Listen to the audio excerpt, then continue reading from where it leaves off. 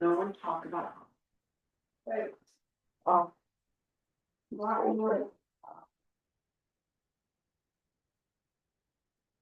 Let's see, I think we are waiting to see if the rain's coming. Wayne is in Denmark. When is in Denmark? Well, then I guess he's not coming. I guess he won't be zooming in either. Very jelly. All right, Yeah. very good. Omaha, Nebraska, let's see. He's actually, Oh, I yeah. have similar float house designs over there. No, hear me, probably. Real deal. Sure they are. All right, very good. Well, thank you, everybody. It is almost 5 o'clock on our clock, but 5 o'clock on my phone. So we'll go ahead and get going. It is July 28th, 2026. This is the Town of Georgetown Board of Selectmen work session. We have various selectmen. If you would please identify yourself and just say that you're here. Mike, we'll start with you. Mike Huggins. Okay, thank you. Man, Cooper? Thank you. Mary Smith, Ward 3, by the lake. Thank you. Word 3. Thank you. And we have and we have Alex. Zoom. Alex, can you hear us? Alex is soon on Zoom. Okay, thank you. Very good. So we have an agenda before us. We have the float house proposal as being number 1, mobile food vendor ordinance number 2. Ryan, you are here to talk about the float house. So if you wouldn't mind just speaking up really clearly, the owl is difficult to understand. Yeah. And feel free to stand up right in the middle if you Right, would like to and Right, give us your if I need presentation. to, I will. Well, Alex, if you can't hear, let us know. I can hear. Okay, very good. Thank you. Go ahead, Ryan. Okay, great. Thanks for having me back up. I think the intent for me to get back in here is to, go through kind of the updates from the last meeting I was here. There was a lot of discussion around location design, safety features, and a whole bunch of things. And so, I've worked on, the information, follow-up information to essentially take on those risks, and talk about mitigating those risks. I think you guys have a deck in front of you. If I go through this just real generally, I didn't know if I was gonna be here or not, so I wrote a small letter on page 2, and basically just, thanking the town for the opportunity. And, I like how this approval process goes for you guys. I think it can be something that, special here in Georgetown that, we can kind of create together. That's what that really says. Location, this was, called debate in our last meeting, a little bit of uncertainty where the location was gonna be. Through my interactions and communication with Dennis, we really thought that, and I got a good understanding of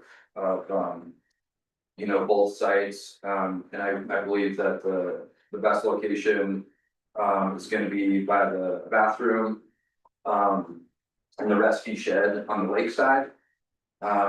So it's the more that I look at it, the more special I feel about it. I think it can be a pretty cool structure over there. And so that page talks about that. I came up and did some depth water measurements, real rough. I rented a kayak and I threw a little, weight in the water, and I was measuring, and it appears to be fine. I do want to go back and follow that up with maybe some sonar technology just to make sure, but I think it's pretty deep, we're, called 30 to 40 feet off the shoreline right there.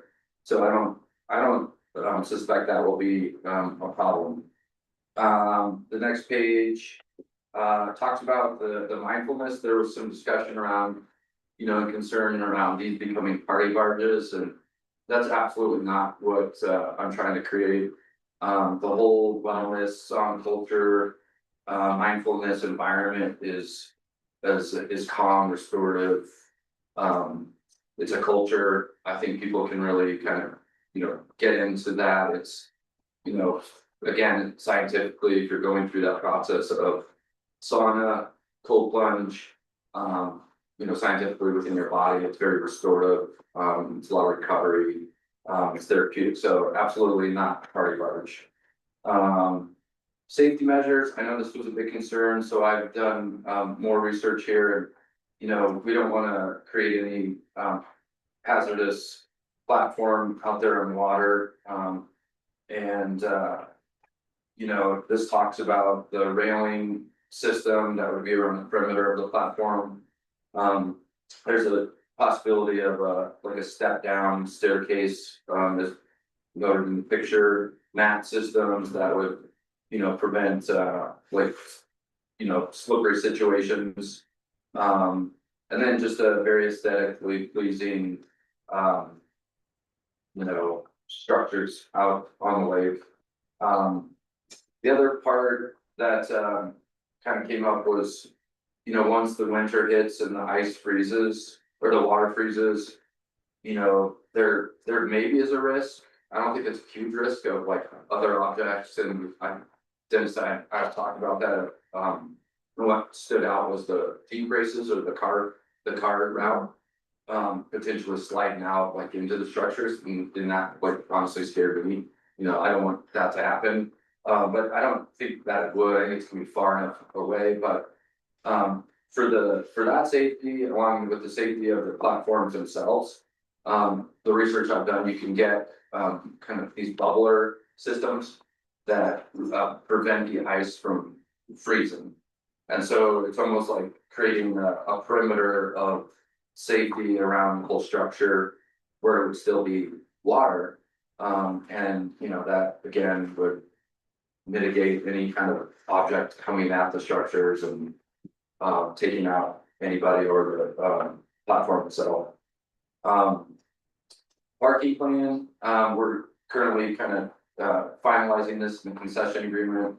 But parking, I'll be asking in the concession agreement for a certain number of spaces on the parking lot right by the bathrooms on 22nd Street, and also just north of the bathroom structures, and enough to support, you know, the volume. And the way that I look at this is it's staggering, because I'm gonna offer hour-and-a-half sessions, so it's not like everyone's gonna come here at once, right? It's gonna be people in, people out, people in, multiple people in one car, here for an hour and a half and moving on. Hopefully, you know, the whole idea here is that they patronize the town as well, right? They're visiting the brewery, they're visiting, you know, everybody else, right? This is, to me, this is a healthy source of tourism. So that's that page. Hours of operation, we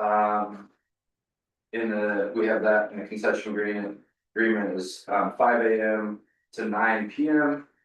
So, and I talk about the different sessions, 9 sessions throughout the day. The morning would be kind of slotted for programming, like a sunrise yoga session on the platform or a meditation session on the platform, which would be really cool, I think. And so I have ideas of working with other, you know, practitioners, you know, to get people up in Denver to like provide a pretty cool morning session like that, or nighttime session. Let's see, the access to electricity is the next one. We've talked about the town helping to provide an electrical panel. It would need phase 3 and phase 1. And so, you know, my understanding is the town is basically gonna help prevent and trench that out to give me a panel of my own down by the water to set up the land experience, and I'll talk about that in a second. And then access to water, you know, it seems doable to hook into the water, and the water would be to you know, to rinse off the saunas. And then just to talk about that a little bit, there's essentially a oh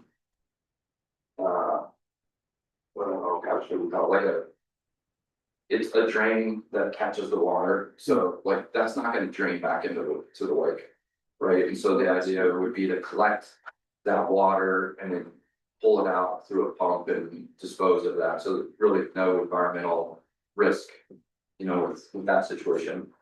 And that's what the gray water tank is for? Yeah, great water holding tank, you know. Noise, light, I think that that goes back to the culture and the environment that's gonna be created, it's, you know, low light. Low noise, you know, there might be music, but it's gonna be like what you experience when you go into like a spa or something, like. Nice calm tone of music, not like '70s rock music. Although I love that. I mean, maybe like, you know, the right moment, but, then next talks about the dock and sauna platforms, just again, it shows the secure, or the safety features and, you know, these designs. The yurts, I just actually got on a call with, the yurt, company that I'm looking at.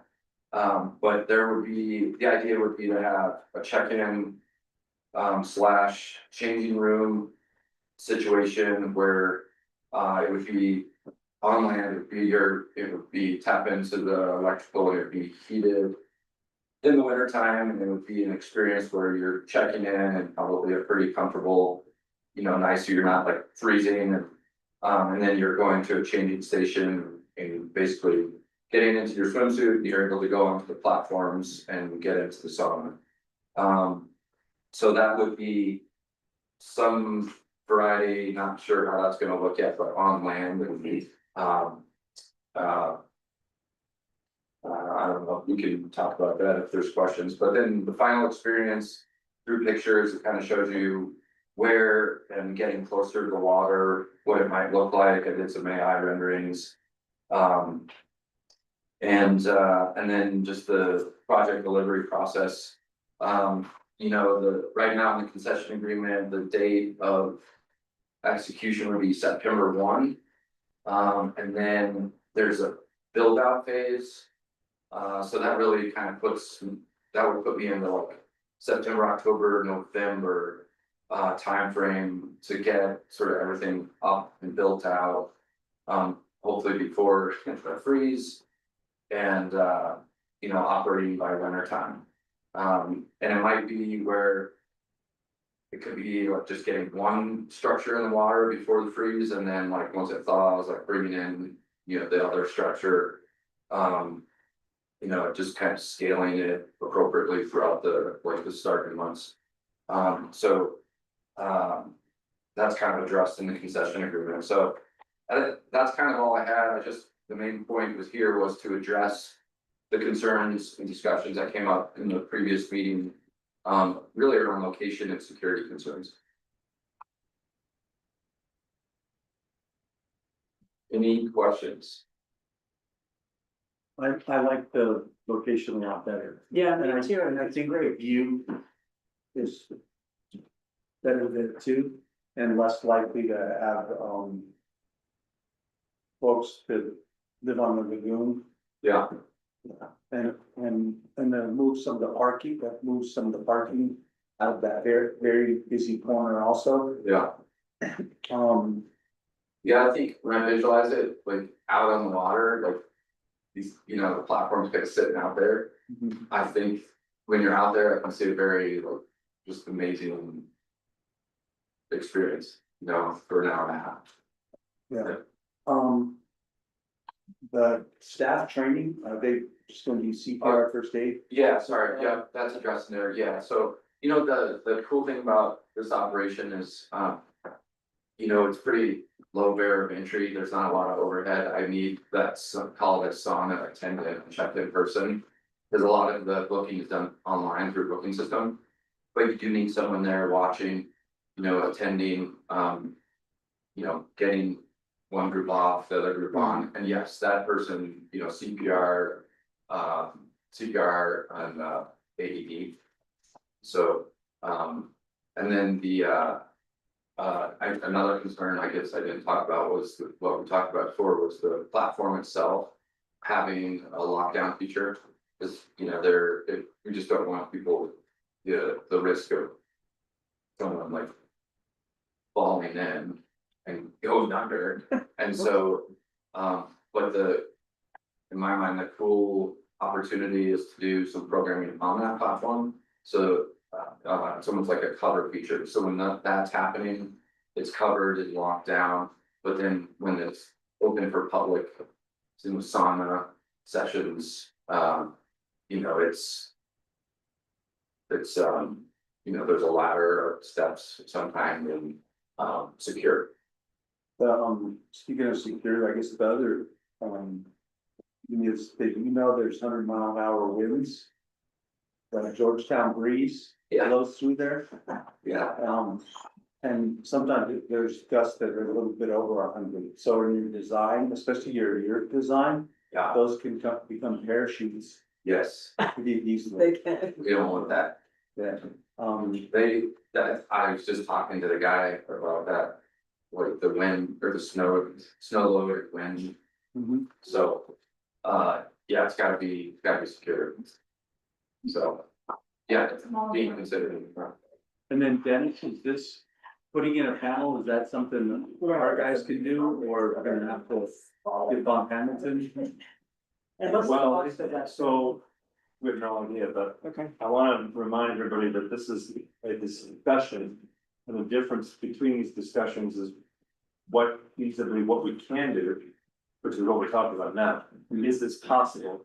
And then what we will do, which is not decided yet, and I don't know whether we're going to extend power.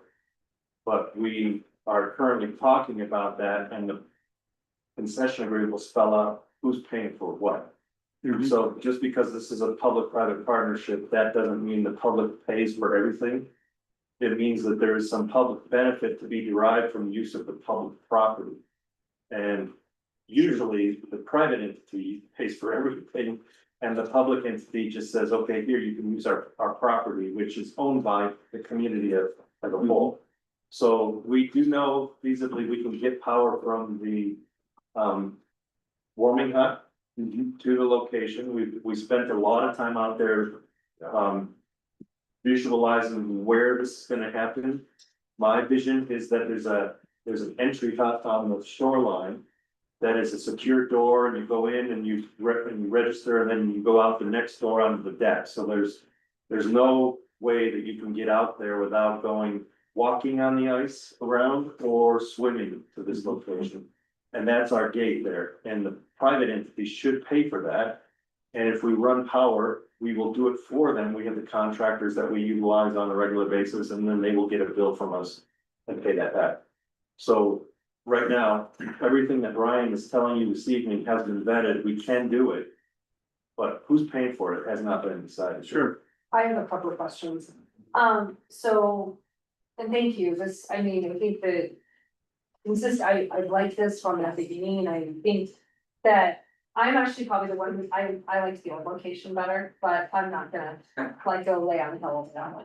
I do, on the location though, how, do we have a proximity measurement of the distance from the car racing to this, like, I hear everyone say it's far enough. Do we know the measurements to quantify this, because the car clubs are going to raise issues. And our gang especially has been like in Georgetown for 55, 60, I don't know, a long time, very long time. And I certainly don't wanna alienate those guys, and we need to make sure that I think there's plenty of lake for everybody. Like, it's a big space, so there's plenty of room. But that was something I would like us to make sure we have a vetted actual designation with the partner organizations. Does that sound reasonable? Like, our gang says, hey, we need this much space. And the same for Audi and Ferrari and Redline, yeah. Typically aren't that close. They're not that- I don't think they are either, but I'm trying to trying to get ahead of the Sure, we've had other the people shenanigans. try to drive out onto the lake because they think they can. Yeah. In this location, and they found that they couldn't. Yeah. So, so the ice racing doesn't come that far south, but it would be, I mean, for just general safety purposes, we would want to know what that distance is I think that's And then important that we some understand kind that. of. And also the important that we understand that the bubblers that are gonna be used, which I think are super nifty. That they are not compromising the integrity of the ice that those guys need, because those guys need That's right. 15 inches. To get, and that's the bare minimum, and normally in the winter time, we start to put into like the 21 to 24 inch range. And so making sure that the distance not only was accountable for the Jeep to not plow into a sauna, but also that a Jeep would not fall into the lake. Thin ice. Yeah.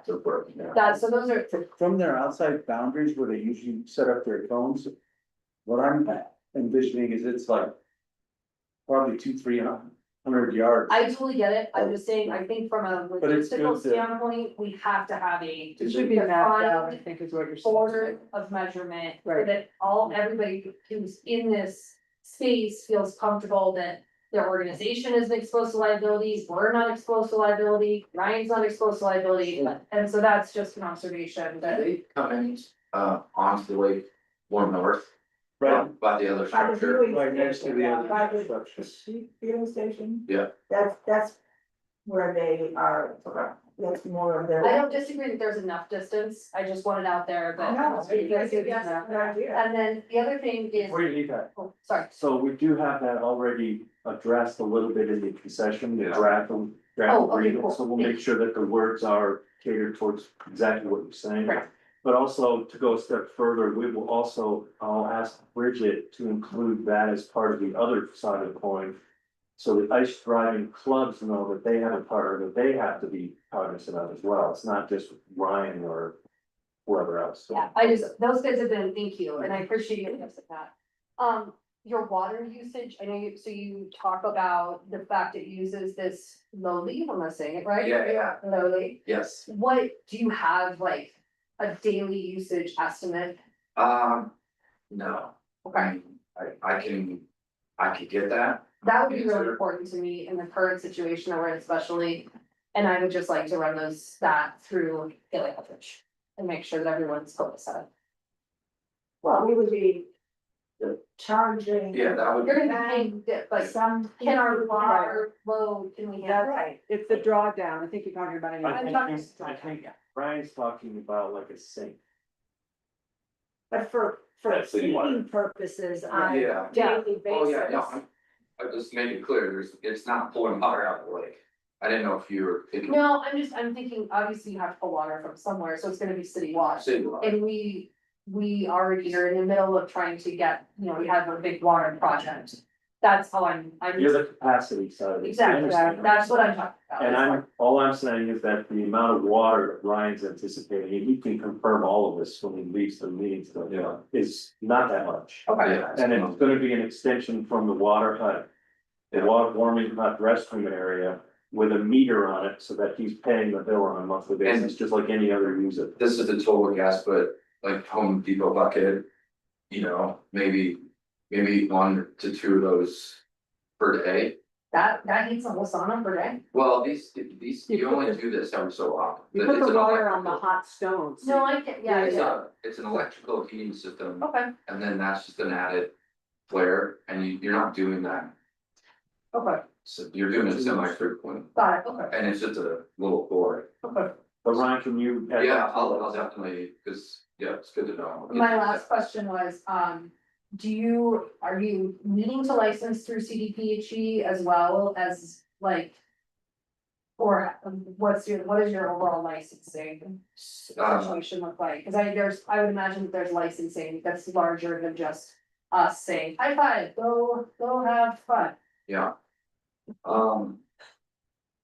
Unclear, can you CD, CDPHE is the Colorado Department of Public Health. oh, right, Clear Creek doesn't have an independent health department that Okay. does like inspections of entities, so.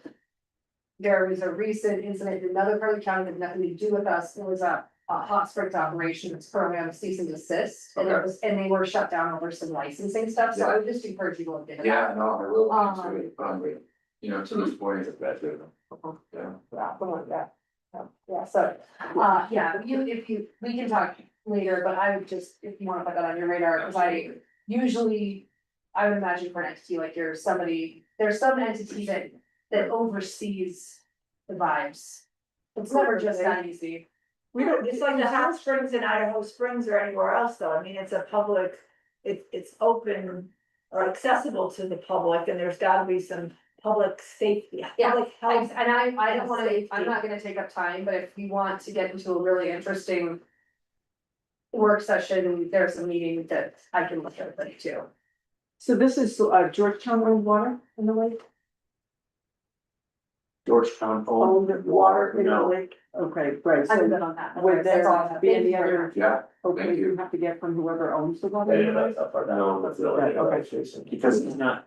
So they're like, I'm Yeah. interested. I'm just using this like for recreation. I just wanna see why. Okay, but, and I'm sorry, go ahead. Well, I just had a quick question, because when the ice racing is happening, that's not gonna be very zen, I agree. right? So, so on weekends, which is typically when the ice racing happens, I think it's only on weekends. No, That, it's not. no, Okay, so it's gonna be very loud and that may be a period of time Yeah. during which, you know, they generally run like, so our game is the weekends. Mhm. But then there's several groups that broke out, like government entities and things like, for Oh, example, the there's- sheriff's office. Right, They take all their guys out there. Yeah. And they do a driving course. and again, not a problem that's insurmountable, I just wanted to mention it, because there's gonna be noise, Yeah. you know, around that. The- Do that for like training?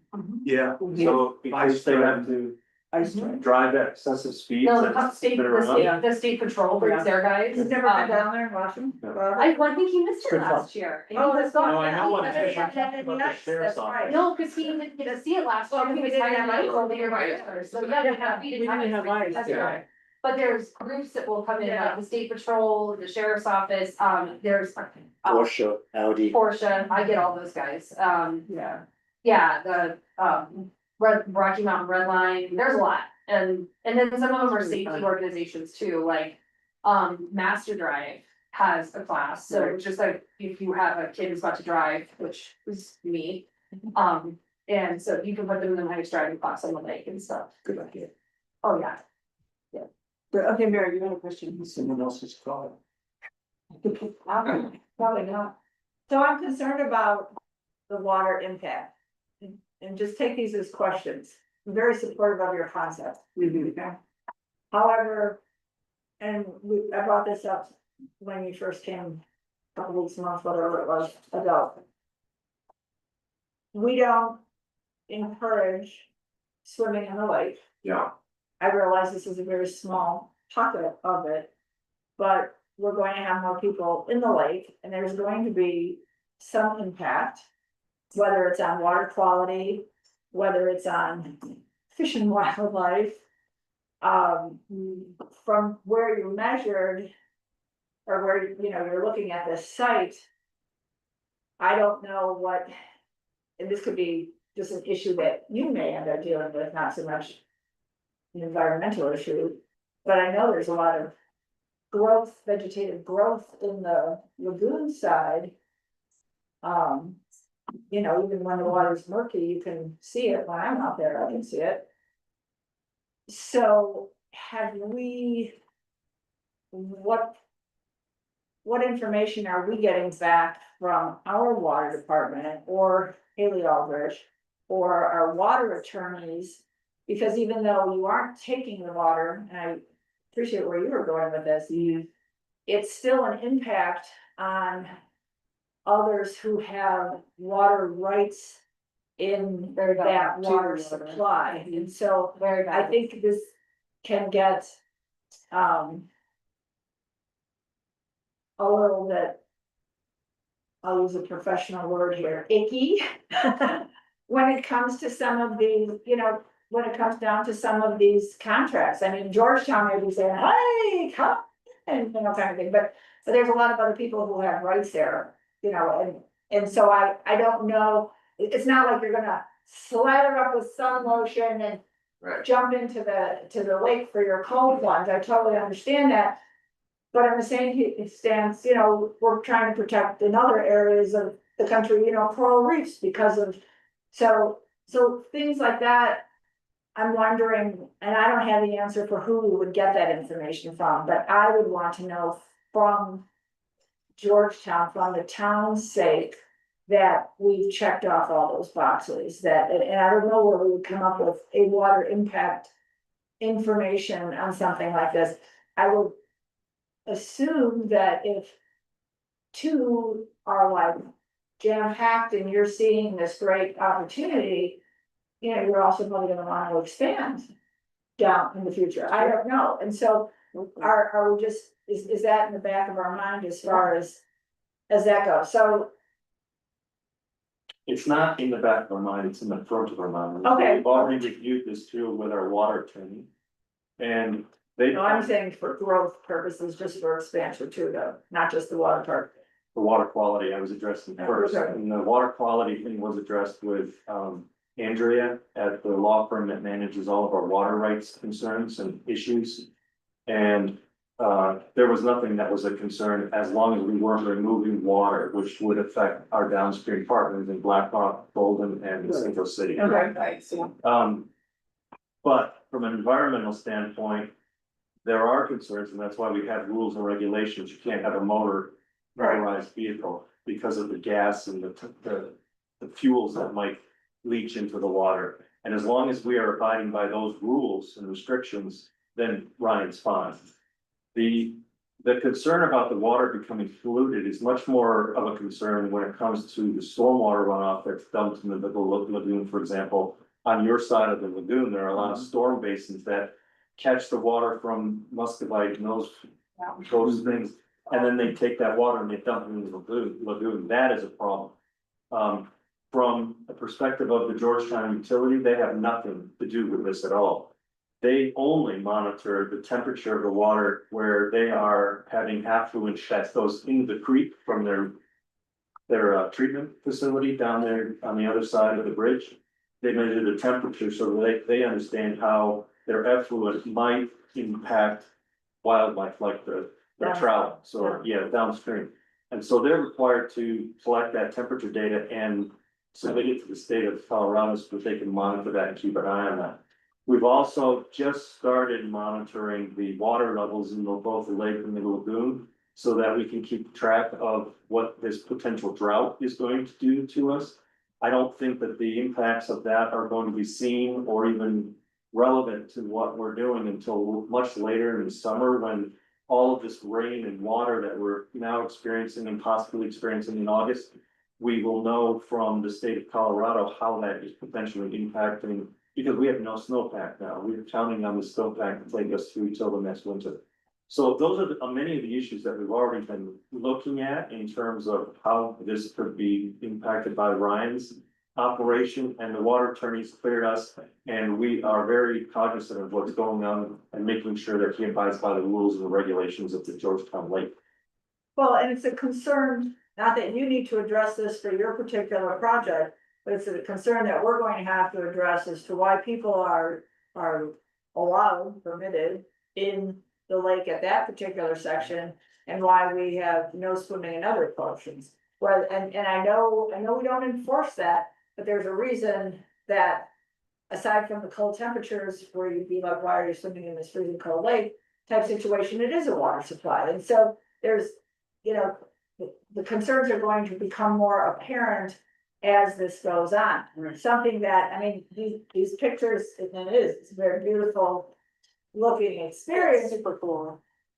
I'm also concerned from your angle as to, you know, especially in the summertime, you're out there in your kayak or your paddle boards and everybody's looking for a place to paddle up to. So you're gonna have some kind of signs indicating that it's private property too, because you don't want somebody docking onto your, There's, Yeah. that's addressed in, okay. I mean, that piece is. There are, there's a piece according to that- the water attorney, there are no restrictions on swimming that are connected to water quality. It's all health related because of the freezing temperatures and the inability of the fire authority to respond. And that's fine. Yeah, we've cleared that with them. Okay, So, and if you, I know you do, you see all the trains of paddle boards going around. You know, half the people are falling in the water anyway. but, And well, that's so- wonderful. It's actually kind of refreshing, but sometimes it's not so refreshing. That's right, So, that's right. you know, and we have had drownings out there, so I'm just, just throwing it out there for Yep. attention. Sure. I realize there's a way to do this, but it just seems a little bit contradiction to say, let's put electricity near water. And I know you have to heat some of these areas. And I'm sure there's building codes that go along with that, but just somehow that seems to be, you know, kind of an eyebrow raising. And I'm just saying it without expecting any kind of response to it, other than, you know, I've always been impressed upon to not mix electricity and water. So we've talked about the environment stuff, we've talked about EQRs. Just bear with me as I go through my little notes that I have. Have you, when you talk about your yurts, have you looked at the yurts that are down at that Lawson Adventure Park, just down in Dumont Downeyville area? No, Okay, so they had, they have several of them. okay, Now, they are tucked in a little bit more, so they aren't probably subject to the 100-mile-per-hour plus winds that we have. right, And I know from a construction position, you know, that would be taken care of, but you may just wanna go eyeball them, because they've done it for several years now, and they seem to be, you know, rather so, sturdy. so how you type the zip line in Nature Park, or, It's down in that area, Yeah. yeah, there's the ATVs are down there, and then, I don't know if it's called Lawson Adventure Park anymore, but there is still a sign I up think it's around still that is. says that, I know they Yeah. have new owners and all that. yeah, Yeah, so it just might be worth, you know, looking at their yurts, because they have, different ones, and, you know, obviously they've weathered well, so, yeah, no, thank you, I'll check that out, for sure. you know, I was, my big thing is just the, and I'm not this green person, but I'm concerned about our water, so. Yeah, no, absolutely good. Ryan, Yeah. this is kind of a micro question. Could you explain a little bit more about the cold plunge holes? I mean, you go near generated picture here, Yeah, which is kind of a lagoon around the whole thing, but yeah, is the idea that the people would come out and go down and so, just come back?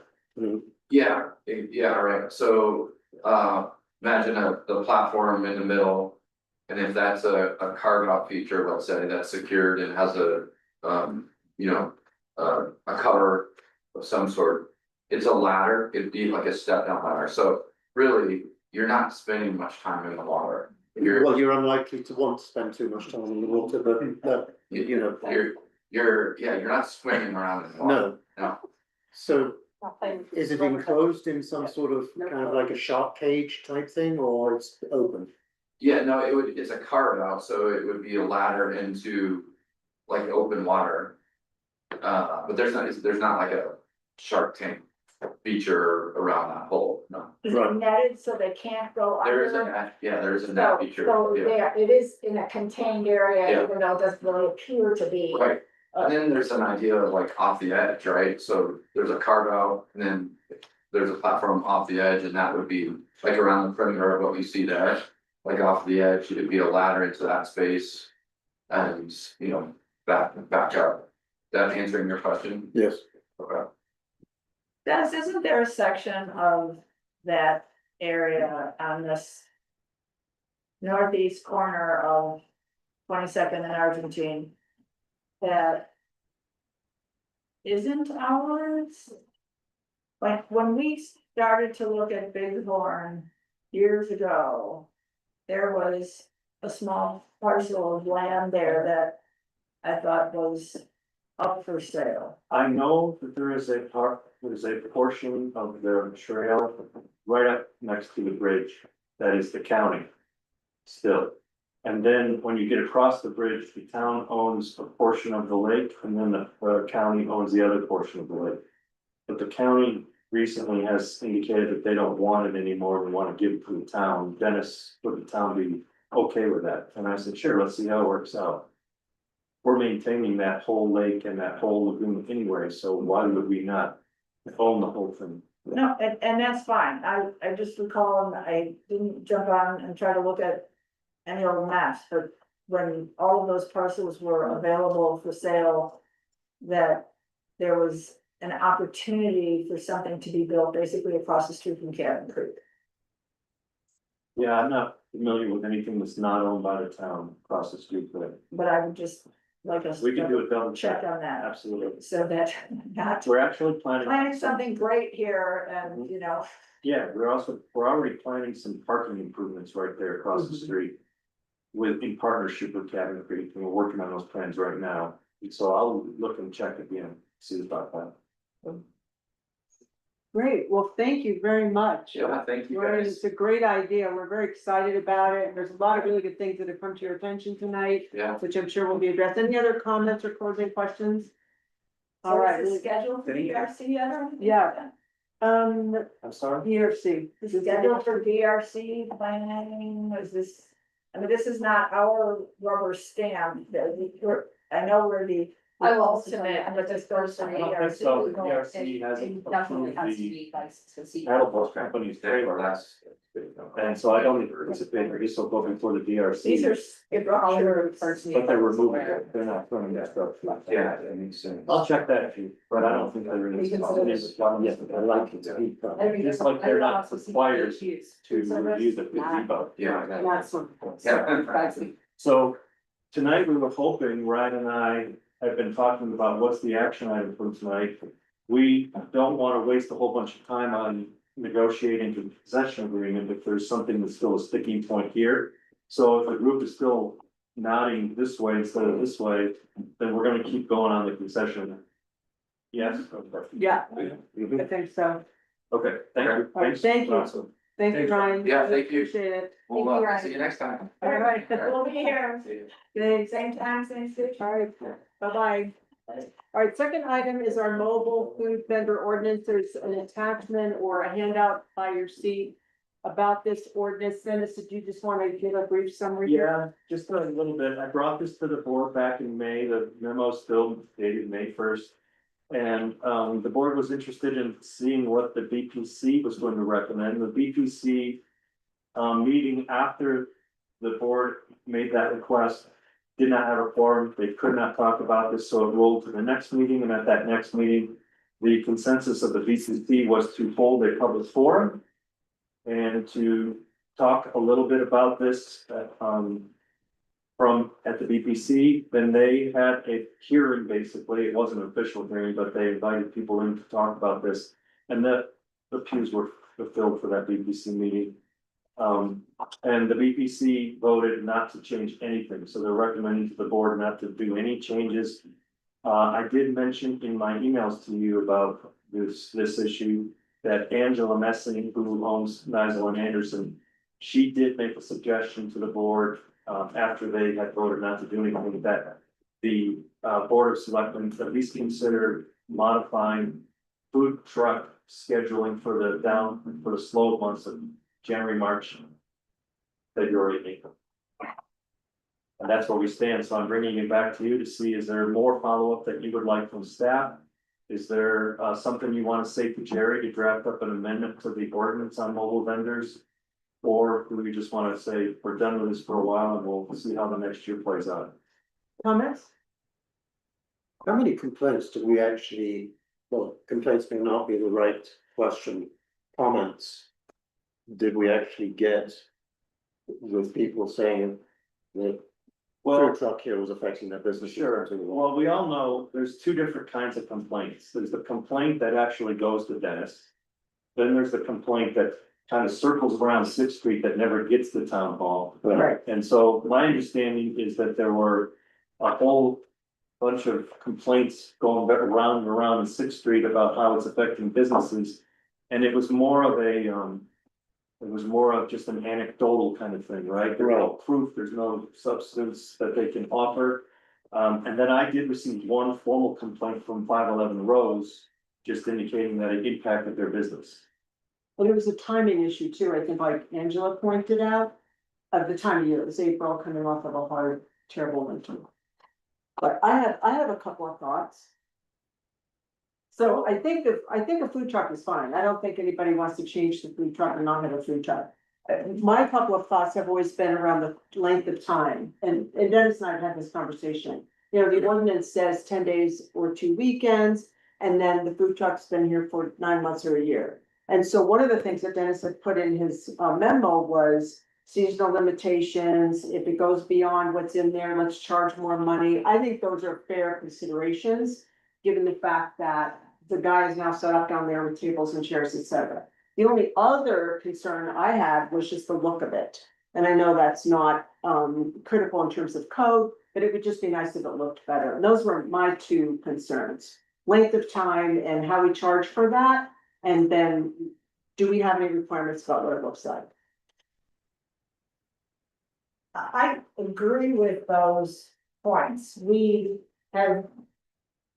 I realize this code gives you sole discretion to waive some of these, but in the instance of the one food truck that's been operating here, that is way beyond what I would have considered a change to allow them to have 1 or 2 more weeks. I mean, they are as permanent as they can be. We talk about what our gateway area looks like and trying to make that as appealing as possible, and I don't see that particular truck adding to that at all. And I don't know what their hours are. When I drive by and I see that they're open kind of thing, but my guess is that they're probably just as sporadic in their business hours, and that again is a violation of this code.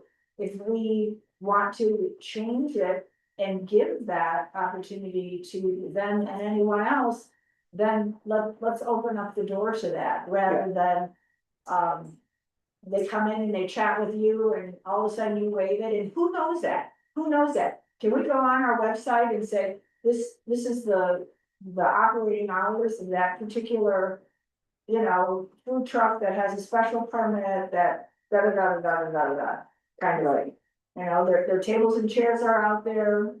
It looks like crap. It looks like crap. But what I would argue. And I'm glad though that it's right next to a gas station that. I would argue there is other brick and mortar businesses that look like that. I'm not. We're singling out an entity because it's mobile, and listen, I've been sitting on my hands for far too long. I think it is correct. This is my segue, for you to talk. Thank you very much. I am absolutely, the ordinance has to have clear cut language about the like what the town administrator's discretion is, that's Right. super duper important. If we're gonna get into aesthetics, I could rattle off a half a dozen businesses in this town that have crap aesthetics. Just because they're not food trucks. Doesn't we can't pick on one entity, and we I also agree can't with pick on an entity for hours. I agree with that. I could rattle off businesses that just arbitrarily choose not to open, arbitrarily choose to close, arbitrarily close for a week in the middle of the busiest segment of December Right. for 12, 14 days, just shut down. Because they can, and you're right, we all can, we're all Exactly. we're all small independent businesses. Right. And, we have, things happen, the plumbing happens, God, I know, the plumbing happens. I had to close dates that I did not plan to close for, but if we have a caveat, like it's a mall, then that doesn't exempt me from the caveat. Right. And so, we have a concern about the hours of a food truck, then we need to think about that, broader spectrum. I don't disagree with raising the licensing fee to make it slightly more aligned. I also though do not agree that there is some weird like shortcut for their cost of goods and it's a nuanced thing. And until people have a reason to come downtown, and the reason people come to places like Georgetown is they want a full experience. And today, there's 3 open restaurants in town, 3 open sit-down restaurants. I was on a 45-minute wait from 12 to 2 p.m.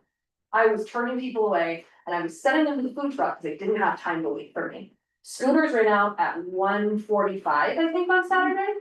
1:45 or I 2 know it o'clock. was really early. So It I was think, early. And I'm just using these as So Right. we have to think about this like not in a vacuum, but in like the sense that if you want people to come to your historic district and put sales tax in your historic district, you have to have a reason to do so. And the reason can't be when it's convenient for us. We have to meet people where they are and recognize that we're running a tourist community, and so I do not like the idea of singling out a food truck. I don't like the idea of singling out seasonal hours. I understand it was a very hard January to April. I lived it too. Sure.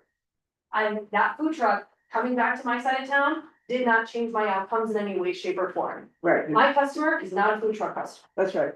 And that's how I look at it. And I also look at it as capitalism is just do better. If somebody wants to go open up next to me and sell burgers, the burgers at Scooters are great. I love their burgers. They're different from mine. I didn't go lay down in the street and go, you can't do that. So we have to think about this in a business way and how we're generating sales tax and not single businesses. And I'll stop talking, but we only have 12 minutes. Thank Well, you. I think the issue is more gonna be around, in my opinion, what's town administrator discretion? How do we wanna Totally. work with the things? Granted, there's a lot of places downtown that Dennis and I talked about this. They have flags they shouldn't have. They have things going on they shouldn't have. So that's a code enforcement issue, in my opinion, and I agree with you. Yeah, those are Code two different enforcement things. should be 100% flat across the board. If we get back to this particular ordinance and what we're gonna charge, then I think if we look at 2 weeks and 10 days, in my mind, that is still way different than 9 months or a year. So to me, the question is, do we wanna deal with that? Should they be paying more for a longer stay? A mobile food truck should be a mobile food truck, right? It can move around, it can go wherever. I mean, they are popping up on Google right now as associated with Georgetown, so I think we're good. I think they have their markers in there. I mean, I just found it, which is fine. But my opinion is $25 a day may not be enough for that length of stay. 100% agree. Yeah, and that's where I'm coming from. And the reason we lowered it was because we couldn't get food trucks to come. Right. That's right. It was The too whole high. idea. That's right. when we Did the It was a ordinance. different That was a different time. Yeah. So I don't mind amending the ordinance to make it more in line with the annual cost of a brick and mortar business license. Right, Zero issue for me. I don't mind amending the time frame for the town administrator, but I want us to ask ourselves if we're doing it for the right reason. As opposed to we're mad about something when we just all had a really bad picture. well, I don't think anybody here is mad. No, I'm not saying we're, I'm No. saying we in the collective, not That's we, right, but not we as us. so, but in order to address this, if it's a mobile food and we're saying 10 days, 2 weekends, A, do we want to change that? And B, do we want to change the fees? Those to me are the issues attended in this ordinance, so I don't know what everybody else thinks. Can I ask a quick question? Yes, of course. The first thing I would ask is, if you're willing to change the fee structure and the timing, does that mean then you would be willing later when we have no food trucks? After this change, would you be willing to revisit that? Because quite honestly, there's only one application. There's never been more than one. Never. And so I lose my train of thought on whether you make comments, so. Okay, so if the board were to change the fee structure and make it so it kind of tips scales against having food trucks here, we have to be ready to move back towards this. So I just wanna do that. But then the second thing is, can we all just agree that I did what I was supposed to do? I mean, you had. The ordinance says what the ordinance says, and I live by the letter of the ordinance, and that's my job, so I don't wanna be the pariah here when it comes to food trucks. I think that the particular food truck that we have here has pushed the envelope on the way this code is written. Yeah, Yes, they you did that can't- deliberately though. No, it's not And about I'm not deliberate, it's saying about it's putting it back in their fault, line. And you absolutely, you're gonna take advantage to where you can. Yeah, And we've said, you have brought up, and I truly buy into this, as we modify our codes. I think it's a great idea that we revisit them. We're revisiting it and we're saying, you know what? This isn't exactly what the outcome was that we were expecting. So we can either strip you of your sole discretion, which I'm not trying to do here. But we're trying to make some modifications, Please do. you know, strip you of your sole discretion. Yeah. Okay, then you don't have it anymore. Let's strike that out of there and it has to come back to whomever. So when a food truck comes before wants to come in for an application, the application lands on this agenda. And you all okay it or don't okay it. Well, I think Is it that what says, you want? No, I do that as is. I mean, Well, it's a I lot think you more worded very nimble, well about. it's a lot more nimble from downstairs, we can decide. And we, unless somebody tells me we aren't, we are living by the rules and spelled out by the ordinance. so I think, The ordinance doesn't have anything about their capping the time period, there's no cap. so maybe we need a cap. But see, when, That's simple. when we have a sales tax crisis, to me, capping a food truck is literally biting off our nose to spite our face. We are down sales tax month over month, I thought we- even, No, no, we're down. we are down. We've lost Okay. 2 brick and mortar businesses that So- have not been replicated, a third that hasn't been replicated for 6 years. Why don't I we just get understand a fee structure? I think the fee structure, if that's the quantifying measure, and then Dennis, I think what I would say is use your smart discretion in the off season, but I'm not even comfortable pulling in a seasonal aspect. What if we lose 2 more restaurants downtown? I don't want that. So then why are we limiting it at all? Then let's Right. open up the limits, let's I- increase them. I'm all about So that more reasons it's for more people to realistic. come. No, Well, we're it's not. talking about one food truck, but to your point, if we just did away with everything and said, hey, you can just park there, now you're no longer mobile. Now you're there, now they have to pay more fees. They also I don't have think it's to- fair if they don't. So if this board wants to say, hey, let's do away with, 2 weekends in 10 days, to me, that's not the spirit of this or what BPC said. And I don't think BPC really looked at the fee structure really hard, but I don't know, because I wasn't there. What is the feedback, Dennis, that you got from Yeah. 2 or 3 food truck kiosks, parks, whatever the heck they were, that were parked at the highway and 15th Street? Feedback. No, I mean, you had the conversations with them, Yeah. so everybody thinks they can just come here and My- they totally Right. ignore you. So, My feedback was, my conversation was, do you have a permit? No, you have to leave. And they said, okay. And they didn't. And then they didn't, and so then I called my friend Sergeant Fraley, and he had his group go over there and they moved across the street to Dollar General. There is a significant language barrier, and I think that's used to their benefit. And so, if you're asking my professional opinion on this matter, I think that if you wanna look at the fees and you wanna designate mobile food truck areas that are both proper and off limits, that makes sense to me. If you are going to, because let's all be honest here, we're only doing this because we got a couple of complaints from Sixth Street. That's it. I've not heard, the Georgetown Lodge called us and begged us to send them back over there. They want them there. I would also quantify too, they're paying lot rent to those guys. It's Yeah, not like so- they're paying lot rent. Everyone's acting like they just like posted up and started hucking burritos out of the truck. Like they are a licensed entity, Sure. CDPHE, Yeah, they pay rent to the Yeah. lodge. And if you think that the January, February, March, April is only something that's symptomatic of brick and mortar, that's not true. The crowds at the taco truck are not there during February. So they have to consider where they're gonna put their trucks, and that's why they have one now down in Idaho Springs too. so So we they're are, paying $250 a day, they're paying $9,000 a year. so we have 4 minutes left before Let we me have to just say this start really quick. our regular session, They're sorry. paying $9,000 a year. Right, so whatever An they're paying, annual fee for a business with its own address is $180. so whatever they're paying, this ordinance has to do with timeframes and fees for them to be a mobile food truck. We all know that they're paying no one's arguing that they're illegally there. I don't think that's the discussion.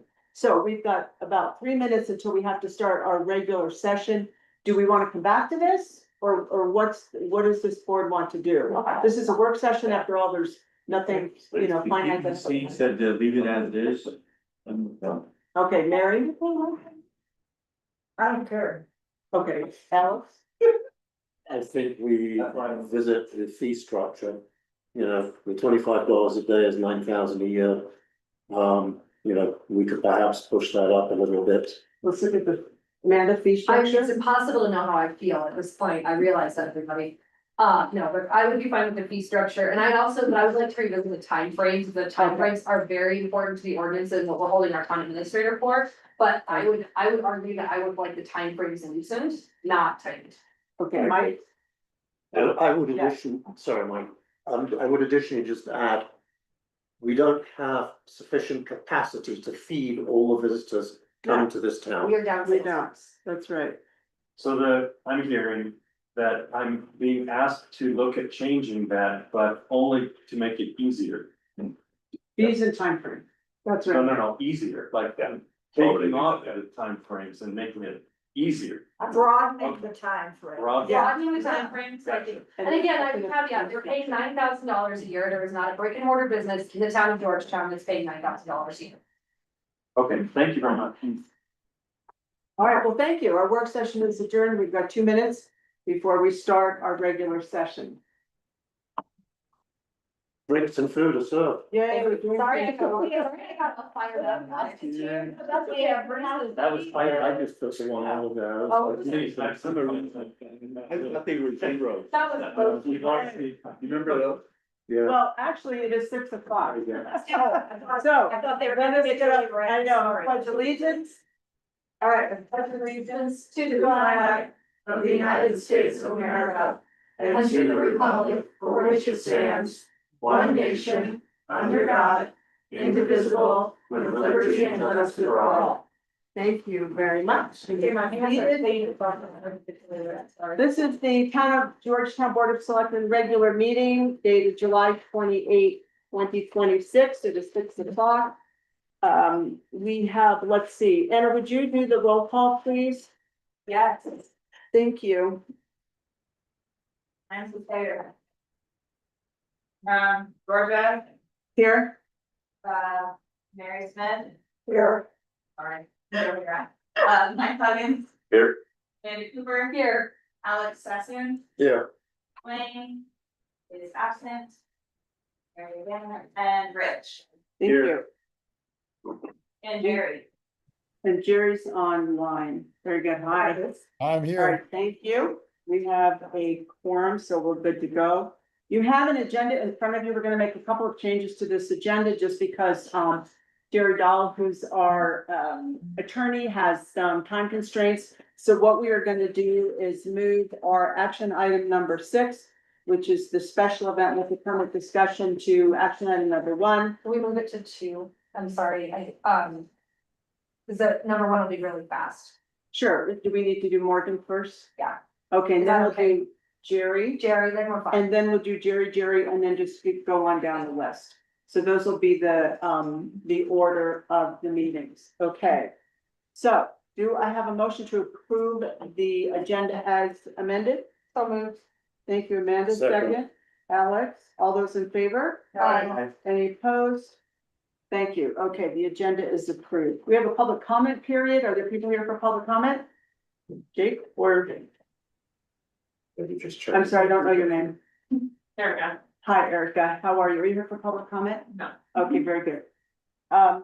Members of the public may speak for up to 3 minutes on any topics not on the agenda. Written letters will be read aloud. Hi, Kelly, come on in. Are you a public comment person? We came to be available for questions. Okay, very good. Thank you. Anyone online, Anna, that you can see? We For have public one comment? person, but they've declined to be a panelist. Okay. I don't know their name. Very good, thank you. So no public comments. We will move on. We have a presentation from Sergeant Streley from our sheriff's office, and you should have that handout in your packet. Good evening, I apologize for not being able to report in earlier, I did have 2 weeks of vacation this month, or the previous month, so it's kind of refreshing. Overall, staff in Georgetown continued, we did miss a couple days early in June due to staffing and training issues as we got 2 of our deputies to have keto schools that would train our new people more readily, but we provided almost daily, we had people covering the road. Calls for service for the month of June declined from May, 143 calls for service compared to 154 in May. We had 2 arrests in June where May we had 5. nothing overwhelmingly, as far as call load goes, little neighborhood disputes here and there, domestic violence. So effective this month, thanks for reminding me, Dennis, we are reporting the citations that have come through. In the month of June, there was 13 citations issued within the town, 2 parking tickets, 1 criminal ticket, and the rest were traffic violations. So, we're moving along, I think staffing's working out well, you guys are getting used to it. We've seen more enforcement around the local area, more visibility for sure. It's been kind of enjoyable watching that big grow. Any questions? Any questions for Sergeant Sterling? Yes. Yes, sir. Dave, could you talk just for 5 minutes at the most on, how you approach the, illegal vendors that we talked to about, I think there were 3 weekends. Alright, so, during my vacation, I did come up and work the triple bypass, and that's when Dennis first reached out to me. And apparently they were there the weekend before, so we came in. When they're on private property, criminal law kind of limits our resources unless we have the town ordinance to back us up.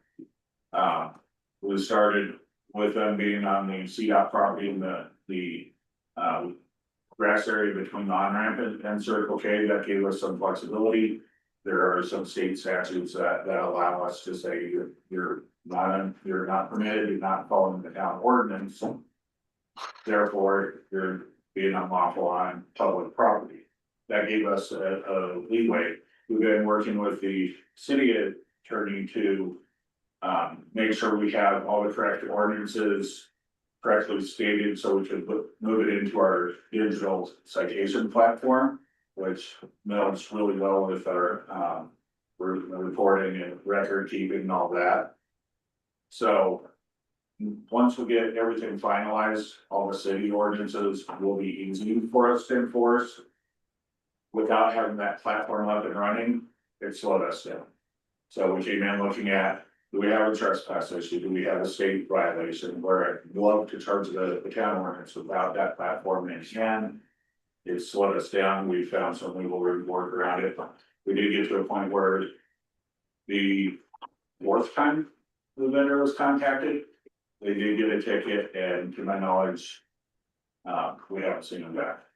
So slow, room for improvement. We're definitely looking at ways that we can continue to grow and make that more feasible for us. But yeah, that's pretty much where that one landed. Did that answer your question? Yes, thank you for doing that. I think, Yeah, that's so everybody's clear on our approach to this is we don't want to issue tickets, we don't want to arrest people, we want them to abide by the code. And so when we finally got to the point where I was telling Dave over the phone, arrest the people, they're not listening, then I think Dave will start opening the books and try to figure out the numbers. So we got organized, we got Jerry involved on that weekend, I think it was the 2nd weekend. And I think we've hammered things out, so it worked out pretty good. And I want to say thank you for, as responsive as your team was, considering the workload that weekend in particular. They were responding to calls one after another, and they were able to get this in when they could, so. weekends have been now, of course. Yeah, you're certainly welcome.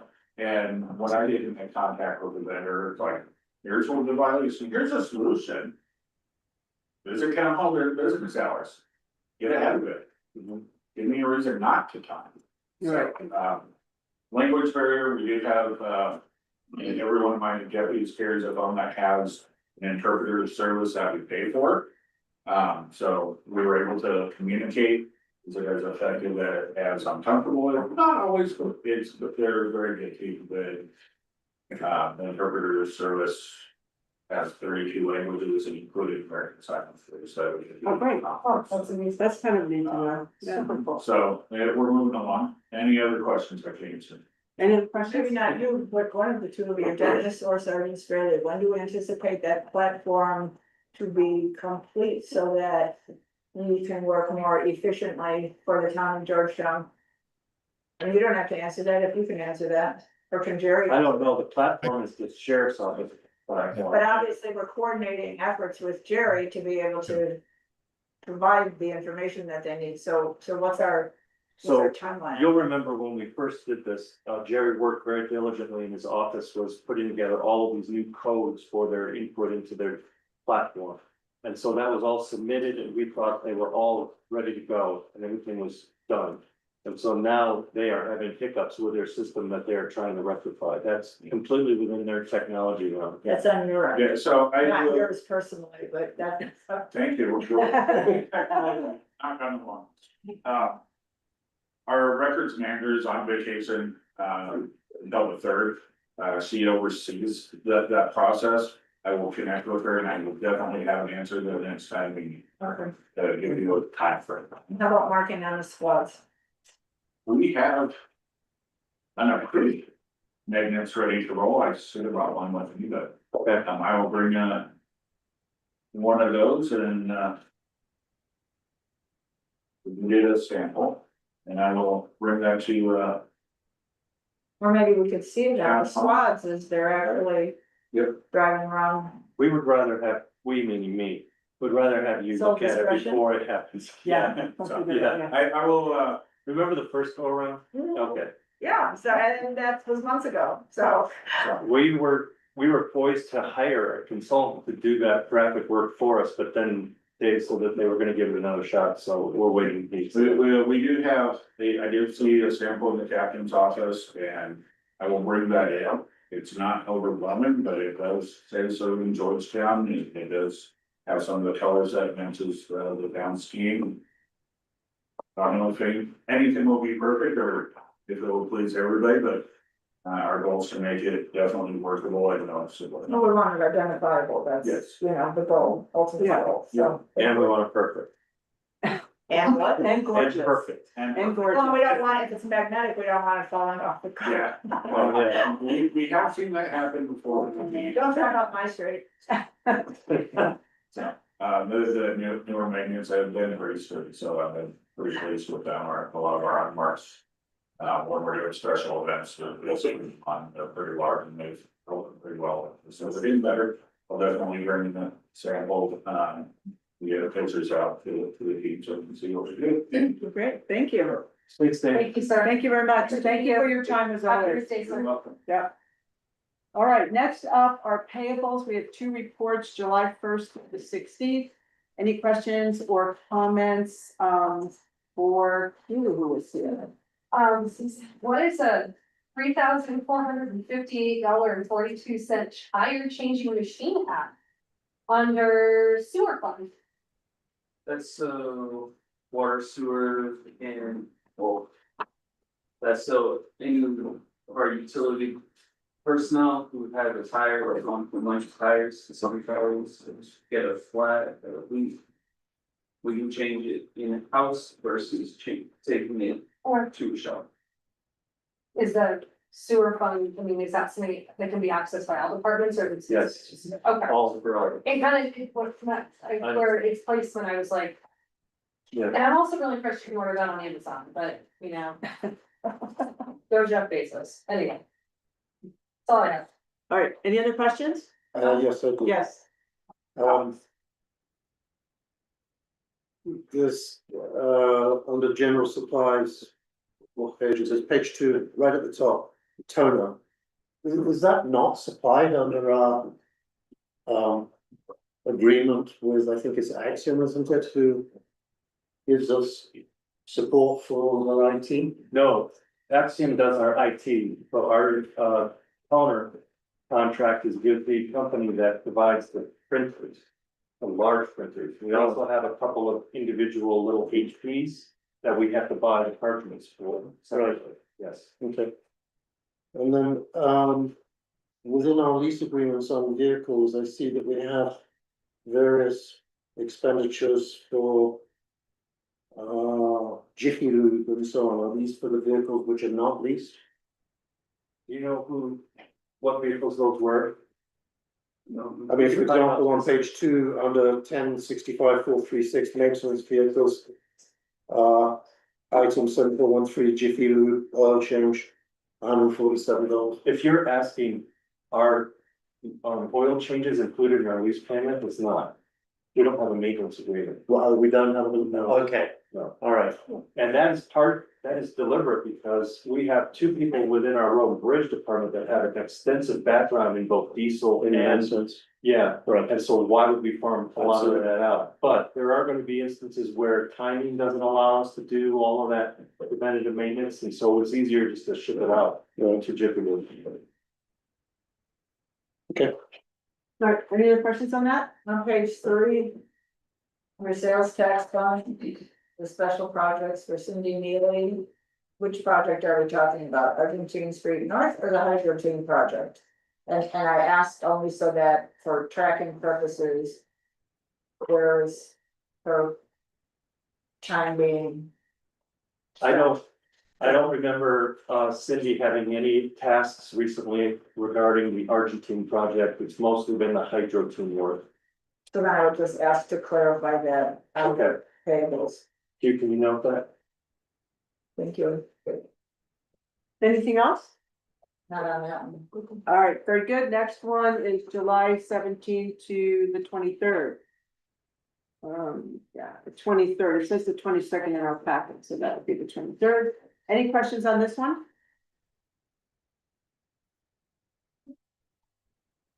Thoughts, comments? Good to go? the safety deposit at the bank, ever been done? Why do we have a safety deposit,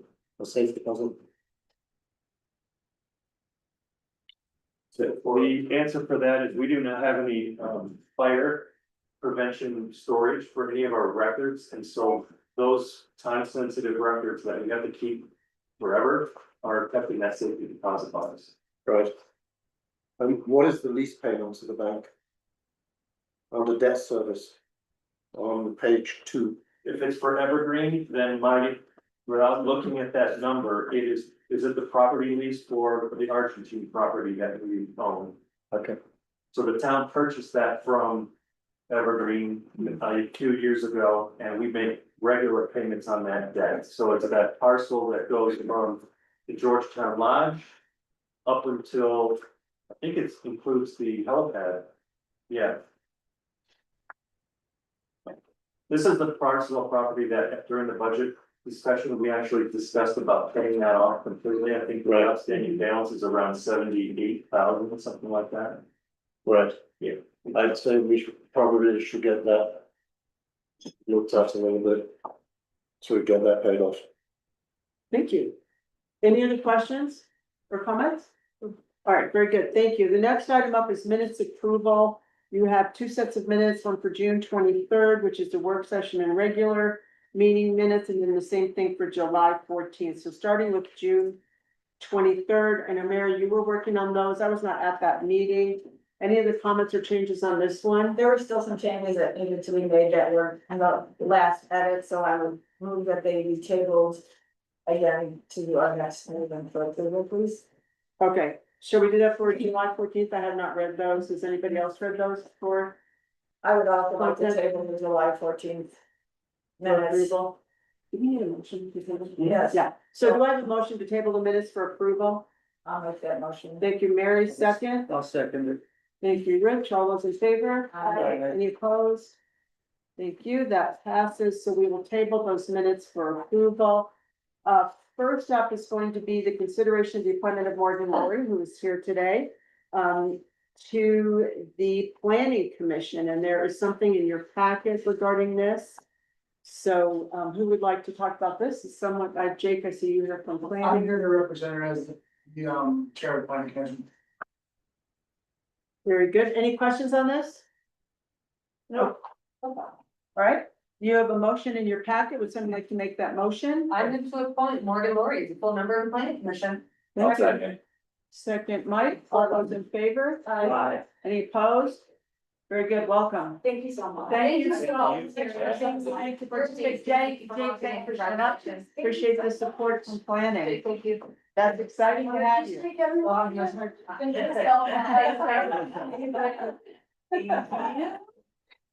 you. Morgan, lovely to meet you. Thank you, Rich. Thank you.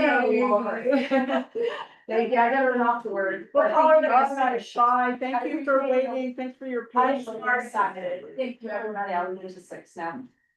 All right, second is the ordinance amending, the municipal, Georgetown Municipal Code water meter, this is ordinance. No, we're doing Jerry's thing. Okay, sorry, I'm getting confused about my own order. Okay, so we're going to the special events discussion, or liquor summit? Coda and special event. Yeah, Coda and special events. All right, very good. There's a memo in your packet that lays this all out. Jerry, you're online here with us. I know you have a time constraint. Oh, thank you. Does anyone have any questions on this memo or? I know this is very confusing and we really appreciate Jerry and Dennis working on this and explaining so much of how, where these boundaries are and how this works and how vendors attach to the various areas. That makes a lot of sense. We have CODA and then also the special use permit. Dennis, did you want to speak to this at all? No, I just thought that it would be good timing for us to clarify exactly how the special event liquor permit acted procedurally and how it got approved, but then also what it covers. And then there has been an ongoing conversation since I've started here a year and 4 months ago about the CODA. And nobody seems to have the same story and how it works. So I asked Jerry to also spell that out. And then, of course, Jerry went through door number 3 and he added a third option for us to deal with special events and liquor. So this is out here for you to read. I understand that you're getting it today, I think, right? Did I email that to you today or yesterday? Jerry was out for the weekend, so he got home and then quickly put this together for us, and that was really good. So if you would like to take some time to ruminate on it and schedule this for another work session, we'd be glad to do that. Okay, so really quick, can I ask what is we know, we sort of have an idea of CODA. We sort of have an idea of the special event permits and the entertainment district. I don't remember hearing about that one, Jerry. Sure, I can give you the sort of 50,000-foot picture, of this. And I actually appreciate it, and y'all can hear me okay? No, it's No. very hard to hear you. Hang on. Is there a volume that goes up on that? I've turned my volume up. Hold on, we're adjusting at our end. Okay, Okay. I've got the volume way up on my end. I think it's potential that our owl needs to be put out to pasture. We need a new owl. We just want to get to this fall. How about now, folks? Better? Just yell louder, Jerry. Louder. It's like when you talk to me on the phone. Okay. How about now, folks? Yay, better. Is that good? All right, I'm gonna be right up close to the screen and the mic. But as Dennis points out, handily, there really are sort of 3 ways you can accomplish what I know the board has wanted to do and prior boards have wanted to do, which is to be able to have events out in the street that are, conducive to public participation and having some alcohol and cups walking around and having that kind of ambiance. And you have had that with via a special use permit, or excuse me, special event permit that the town has issued to itself in the past. And probably, I know it's a lot of material and you want to read it, and you'll probably have other questions for me when we reschedule, but I do want to at least let you know that there's sort of a continuum here in terms of complexity. And let's remember that if the main goal is to create that sense of ambiance, right, where liquor can be available to people, there are 3 ways to get there, but they are kind of in ascending levels of complexity, and they sort of give you more things as you get further up the levels. So as we look at these 3 options, the special event permit is one that the town issues to a nonprofit or some other organization or itself. And as I pointed out in the memo, that comes with the sort of easy ability to issue it. You can create boundaries. They have to be boundaries that aren't porous, right? For people to walk around and have liquor outside of that area, so the special event permit has to say where the boundaries are. And so you get that ambiance, but it does come at one cost, which is this, that a licensed liquor provider who happens to have their bar or restaurant within that area can't just sell liquor at the bar and you buy your beer at the bar and you walk out the door because they're not an authorized vendor of the licensee being the town. And in the past, what the town has done is contracted with folks to sell liquor for them. I think we contracted, right, Dennis, uh, the brewery right to set up shop and to sell. That's not to say that the town or the special event permittee, which in the past has been the town, couldn't also contract with licensed liquor providers that are happen to also be in the special event area. And then bingo, they now are an authorized vendor on behalf of the event sponsor or the event licensee, which is the town, or could be the library if they wanted to apply to be the licensee, classic nonprofits. So if the idea is not only do you want the liquor in the street, but you want to be able to have the bars that happen to be within that special event permit perimeter to be able to sell, they will need to be an authorized vendor of the town. The fact that they're licensed liquor licensees and happen to be within that area doesn't change their licensed premises boundary. As that's a key boundary, and you all know about that. Where if sometimes they'll come in with a modification, a premises to be able to sell on a patio or something. But there's really a clear boundary that they can sell in, that they can't otherwise sell in, but they'd be able to if they were an authorized vendor for the special event permittee. So that's kind of door one, probably almost the easiest. The other two doors are things that this board approved in 2024 and amended the code twice in 2024 with two different ordinances. One is the CODA ordinance and the other is the entertainment district ordinance. We started with the entertainment district ordinance, and to be very honest, it's pretty complicated. I'll give you a thumbnail sketch in a minute and then I'll shut up. But that kind of inspired the board, if I'm remembering it right, in 2024 to say, well, how about we create a CODA system because that looks more simple to us. So that was done. And that's why the numbering is a little different for those two. But let's switch to the communal outdoor areas system, which is CODA. That's this new chapter 517.5. You can basically draw that same area.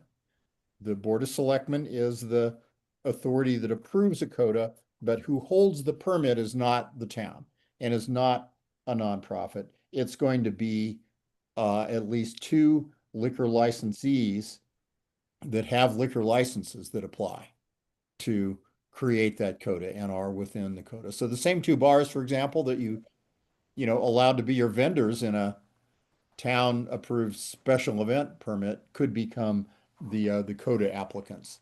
And that effectively allows them then to sell out into that common area, and they can walk around and people can buy beers at the bar and walk around in the street. For both of these, actually all three, there's really a public safety issue around vehicles. And we talked about the boundaries not being porous earlier. Not only not porous so I can't get my beer and then walk out of town with it, but also so that there's not pedestrian vehicular conflicts.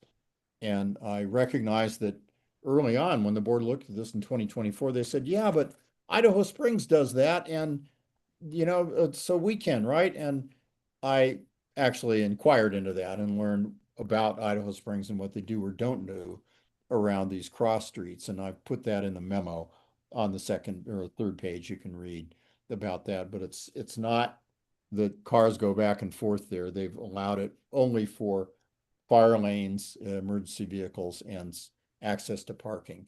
But it's not like Rose Street would be, a throughfare all the way through 6th Street while people are walking around. And that I think makes real sense. That brings us to door number 3, which the town's never done. Or it approved it, but it's not in place. And that's an entertainment district. And what that requires, you can read the memo, what that requires is a corporate organization forms itself to be the governing body for the entertainment district. The board approves an application from that organization. They've got to have insurance and be, pretty much a stand-up group. That doesn't get you the ability to sell liquor and walk around, though. The entertainment district within the entertainment district, then there has to be approved a common consumption area. So there's really 2 sets of approvals this board has to give. And the common consumption area walks and talks a lot like the CODA, I think. But again, it's got to have 2 liquor licensees, and the boundaries can't be porous, etc. There has to be insurance, but it's a lot more complex. It's got to have a parking and transportation, health, sanitation, security plan. But once you've established an entertainment district and the entertainment district authority comes in and asks to have a common consumption district or common consumption area approved, you can approve that and say, okay, this is approved to operate from 9 a.m. to 5 p.m. on Saturdays from May to November, or some other set of characteristics. So it's not like you have to keep approving it for every weekend special event, but you could set it up as a regular, or you could have a calendar. Say there's 5 different dates where it's allowed. But I think you can appreciate it's pretty complex. And unless this board was interested in setting up a regular, okay, it's Friday night, the street's going to open up. Let's, we don't want to have to go through a special event permit for every Friday night. Let's just set it up.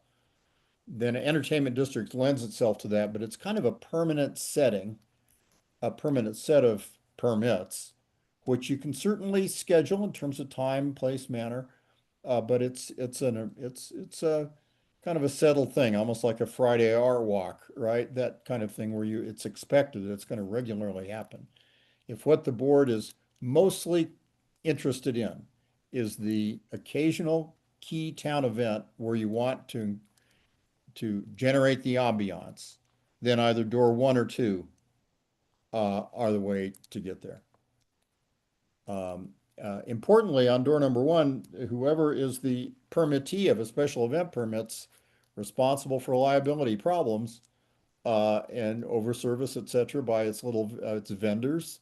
So even if the brewery's selling liquor as your vendee, as your vendor, ultimately the permittee, which in this most recent case was the town, is responsible ultimately for overservice, service to underage, things like that.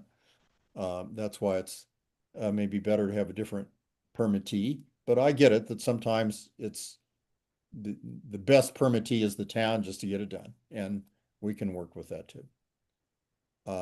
That's a real quick thumbnail sketch. I'm happy to answer any questions, or we can set it up for a longer discussion at some point. Great. Thank you, Jerry. Any questions on this so far? No, I think we have to a work session, honestly. Yeah, I think a work It's not session's gonna make, complicated. yeah, sorry. I think a work session is gonna make a lot of sense on this. And Jerry, thank you so much for putting this together. I know it was last minute and Dennis worked on getting this together too. I really appreciate your time. Well, I appreciate your changing the schedule, and my obligation, my other obligation starts at about 10 minutes to 7, so I've got time yet to be here for the ordinance, and That's great. then I'll drop So off. let's move on to that then. Agenda item number 3 used to be agenda item number 2 is ordinance number 6. Did you want to say anything about this, Dennis? No, not really. This is a second reading of the water meter change for who will pay the cost, shifting it from the property owner to the town. That includes the ancillary costs like accessories for that meter. And those 3 words were added on first reading. They just weren't representative in the ordinance that you see tonight for second reading. So after, I'll point to the spot. See in the ordinance, after the word cost of a new meter and accessory parts will be added for the final version, both as to the meter itself and its installation by qualified equipment. Very good. Any further questions on this? This is a second reading. Obviously, it will be amended and there's a motion in your packet to accept this motion as. But we have to do a public hearing. Oh, yes. Oh, we do have to do a public hearing, but do we move to adopt this in second reading? Nope, you open the Oh. public hearing, close the public hearing, and then motions. Sorry, okay, that was the setup. Usually that's set up. Okay, so it is 34. 6:34. We will open a public hearing on this. Any discussion? Anybody online, Anna, for any comments here? Well,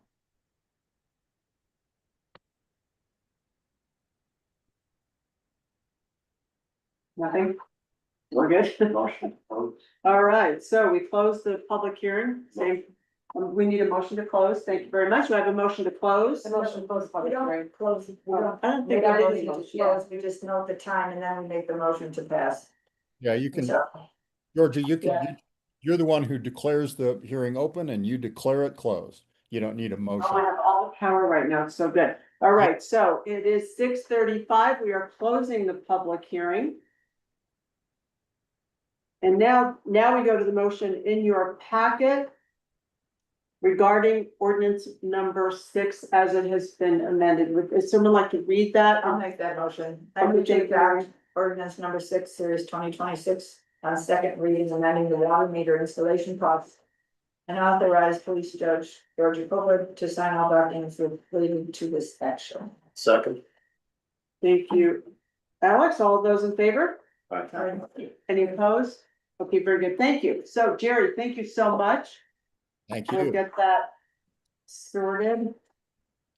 I appreciate that. Okay, now we are back to agenda item 4, which was agenda item number 3. This is the Denver Regional Council of Governments Building Policy Collaborative. And I know that Casey normally handles these things. Do you want to comment on this? Well, this is pretty simple and straightforward. The board did adopt its new building codes recently, which did enhance our energy code. Dr. Cog, though, has been working on promoting an enhanced version of that energy code. And one way that they're trying to promote that and getting developers and home builders and buyers to aspire to this upgraded code is to offer a grant program for municipalities. This is the second round of this grant program, and they are offering the town up to $100,000 along with other applicants. If they can fund the services necessary for developing the infrastructure for this program, as well as doing the inspections and the review. So large communities will typically hire another position that is specifically responsible for managing this program. But a lot of smaller towns and cities will engage their consultant that does all of their trade inspections. Safe Built is partnering with us on this to put together the grant application, and the way that this would work if we are awarded the money is we would ask Safe Built to help develop the program and then also manage it for us on a part-time contract basis. The grant would be spread over 3 years.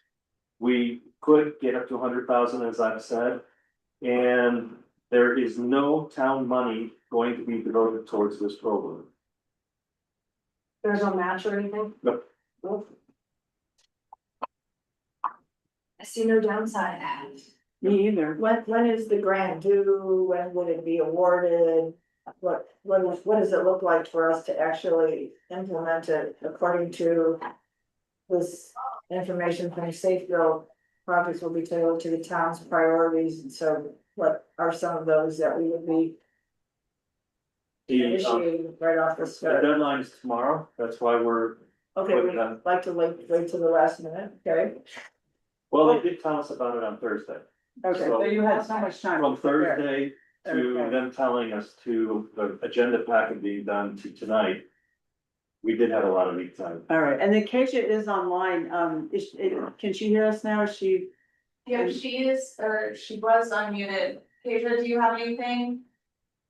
Yeah, we did receive from Safe Built a number of documents that are going to help us apply. So we should have no problem applying by tomorrow. We just do look for board endorsement before we apply for grants like this. So. Okay, very good. Any questions for Keisha or for Dennis? Okay, so there's a motion in your packet. Would someone like to make that motion? I move to approve the grant application for the Dr. Cog Building Policy Collaborative Energy Code Grant authorized Georgia Code by the police judge to sign all documents related to this action. Thank you. Second, Second. all those in favor? Aye. Thank you very much. Any opposed? Very good. Thank you, Keisha. Thank you, Dennis, for that. So now you have all the time in the world. Great, there we go. All right, then, agenda item number 5, which was number 4. This is a letter of commitment, and we have Erica here. Welcome. We're excited to meet you and very happy to meet you. If you would like to go ahead and talk about this. Sure. Well, Yeah. we had met. But it was a few months ago, so that's fine. Yeah. So hi, I'm Erin Kubik. I'm the new executive director of the Clear Creek Regional Housing Authority. And I'm sorry we haven't gotten to meet until now. I've been very busy just trying to get our basic operations going. But now I finally have something to bring to you, so that's exciting for me. So Georgetown, Clear Creek County, and Idaho Springs are required by the state to adopt a housing action plan. And so since we have the housing authority in all of those jurisdictions, we're part of the housing authority, the plan is for us to do it as a region. With the housing authority leading the way for that, just as a cost savings, and because we're all so small, it doesn't really make sense to have 3 separate housing action plans. Silver Plume and Empire are also joining us in this project. They don't have to, but just as again, they are part of our group, and so we want to include them. So the state through DOLA has this housing planning grant to help support these housing action plans, and so we're going to apply for one of those in order to hopefully fund this project. And so each of the jurisdictions just has to submit this letter of commitment in order for DOLA to know that you do in fact want to work on this with us. And then the Housing Authority Board said that they would like the Housing Authority to cover the match for the grant. So that's should be no additional cost for Georgetown. That's about it. I can answer any questions about it. And what is the size of the grant? So we're expecting that the total project cost is gonna be $75,000 and then 25% match, so it's at 17. Okay. So that's a good thing. And the action plan is what? Yet another housing plan for Clear Creek County, which is a little, it's pretty funny since we really essentially just did this in 2022. But now the state has specific requirements for what these plans have to include. So we're trying to look at it as a good opportunity because the housing authority is finally operating, we're finally doing things that we can, and because that 2022 plan said that, you know, the world's gonna be open to us as soon as we had a housing authority. So we've met that goal, and so now we're ready to move on and hopefully have a clear path forward. Well, thank you very much, Erica. I appreciate it. Any questions for Erica on this? Keisha, anything you wanted to add? All right. No, So- I think Erica covered it. Thank you. Very good. Thank you, Keisha. All right, there's a motion in your packet. Would someone like to make that motion? Sure. I Thank you, move to approve the letter of commitment and authorize Research COVID to sign on behalf of the town. All right, Second. second, Alex, all those in favor? Aye. Any opposed? Very good. Well, thank you, Erica. Yes, So thank you. nice to meet you. And Yeah. we're very excited about the Regional Housing Authority being all together. And I know Keisha worked really hard on this. Yeah, we love having Dwayne and obviously Keisha there too, and if you guys ever have thoughts or ideas about housing, please don't hesitate to reach out, I would talk about it, happy to come up and chat. All right, Thank very you. good. Thank you. so Thank you much. so much.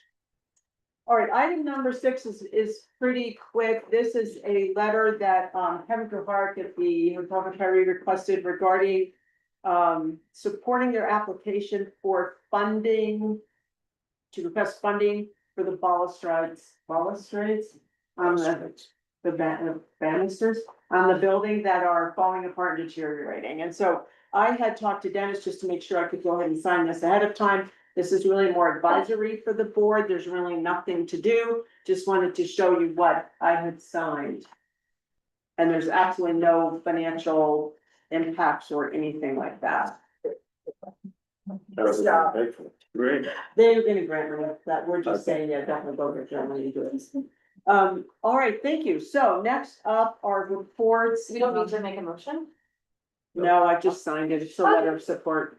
It was more advisory. Thank you. Just making sure.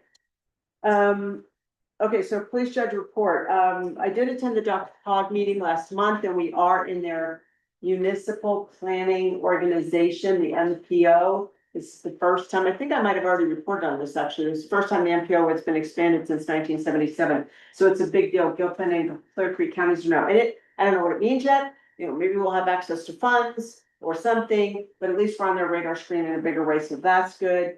The Clear Creek County, the Child Care Scholarship Committee has met and has done the parameters for who's going to be eligible to receive the scholarship funds is determined by the federal poverty level. So that's been determined and done. We've had great s'mores all the time.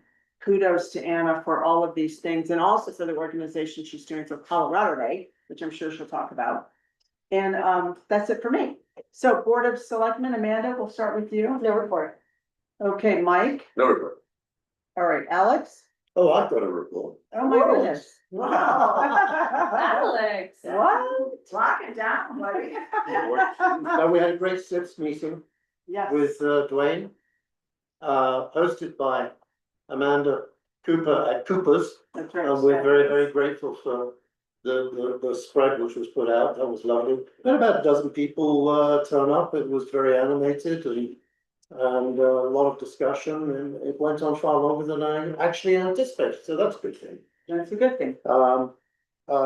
Staff attended, took some notes, and we'll see what happens in terms of any results from that.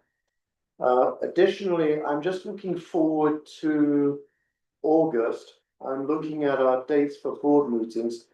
I believe it's the 11th and 25th. Uh-huh. I'm not going to be here. I'll be on the other side of the world for the 25th. Is that like the dark side of the moon? Pretty much. It's 18 hours of time difference. And Where so are you going? Sorry, New Zealand. New Zealand. Oh, Yeah, Wow. that's it. I'm going skiing. Sorry. So Good for you, you that's can't super fun. zoom in, is that what you're saying? I cannot, I will not be able to zoom in on the 25th My goodness. All right, of August. but the 11th you can. The 11th I can, All right. and then I'm looking forward to September 8th and 22nd, according to my calendar, I believe it is. And I should be available as long as my plane gets in on the 7th, I should be available on the 8th. Very good. Thank you. Thank you, Rich. Attended the fire authority meeting, which was pretty interesting. Board folks are getting involved in with some of the staff about their social media presence, which I'm not really sure if that's how that's supposed to work. There was a lot of discussion about some things that the fire chief has to meet with, the head of EMS. And since that meeting, there has been some rumor that our current Chief Jones has, may decide to retire. But I can't confirm or deny that, and the board, I guess, will address that at the next meeting. Are you at liberty, Kelly? Are you at liberty? Anything? Do you have anything to add? Jeremy submitted his letter of retirement prior to that meeting with the EMS director, so that's actually his last day of September then. So different reasons for that. Very unfortunate, it was a very important work for the organization. And it's kind of broken, it's gonna take some effort to fix it. Yeah, which would involve searching for the fire chief, which has problems because there's only 2 to 3 years of funding left with the reserve funds that we've been spending, so until we can secure I would say a permanent funding source of some sort of increase, it's gonna be difficult to recruit a fire chief to come in. They can't come in. You know, 2 years, if you have recruited fire chiefs to go around and do fire chief jobs is 3 to 5 years. So it's gonna be hard to, in my mind, it'll be very difficult to get somebody in there. So we are looking on them. Is there an acting person? I'm sorry, Is there an acting fire chief available? Somebody who can Jeremy's the role? still there till, I mean, Jeremy's there till September. September, yes, but after September, is there somebody available to step into the shoes a little bit? well, we have staff that can step up, someone, the current operations fire chief. Can continue on, and we're working on additional items for that. So we currently trying to keep up continuity of operations. Would the current chief be available in some form of consultant type role? Now, Perhaps, he's gonna zero out and go where he's moving out of state, Oh, and he wants nothing to do with where. well, then, He's retiring, he's really retiring. Yes, yes. So I wanna say that I think Georgetown has had a very good relationship with the fire authority over the last several years, and I would like us to be able to continue to work with you on the fire authority, and so if you may not be prepared to tell us off the top of your head what we can be doing now, but please come back and share with us so that we can support your agency. That's right. And so we can be ahead of it as much as possible. Then part of what I came in tonight was to being available for questions and keeping information flowing. The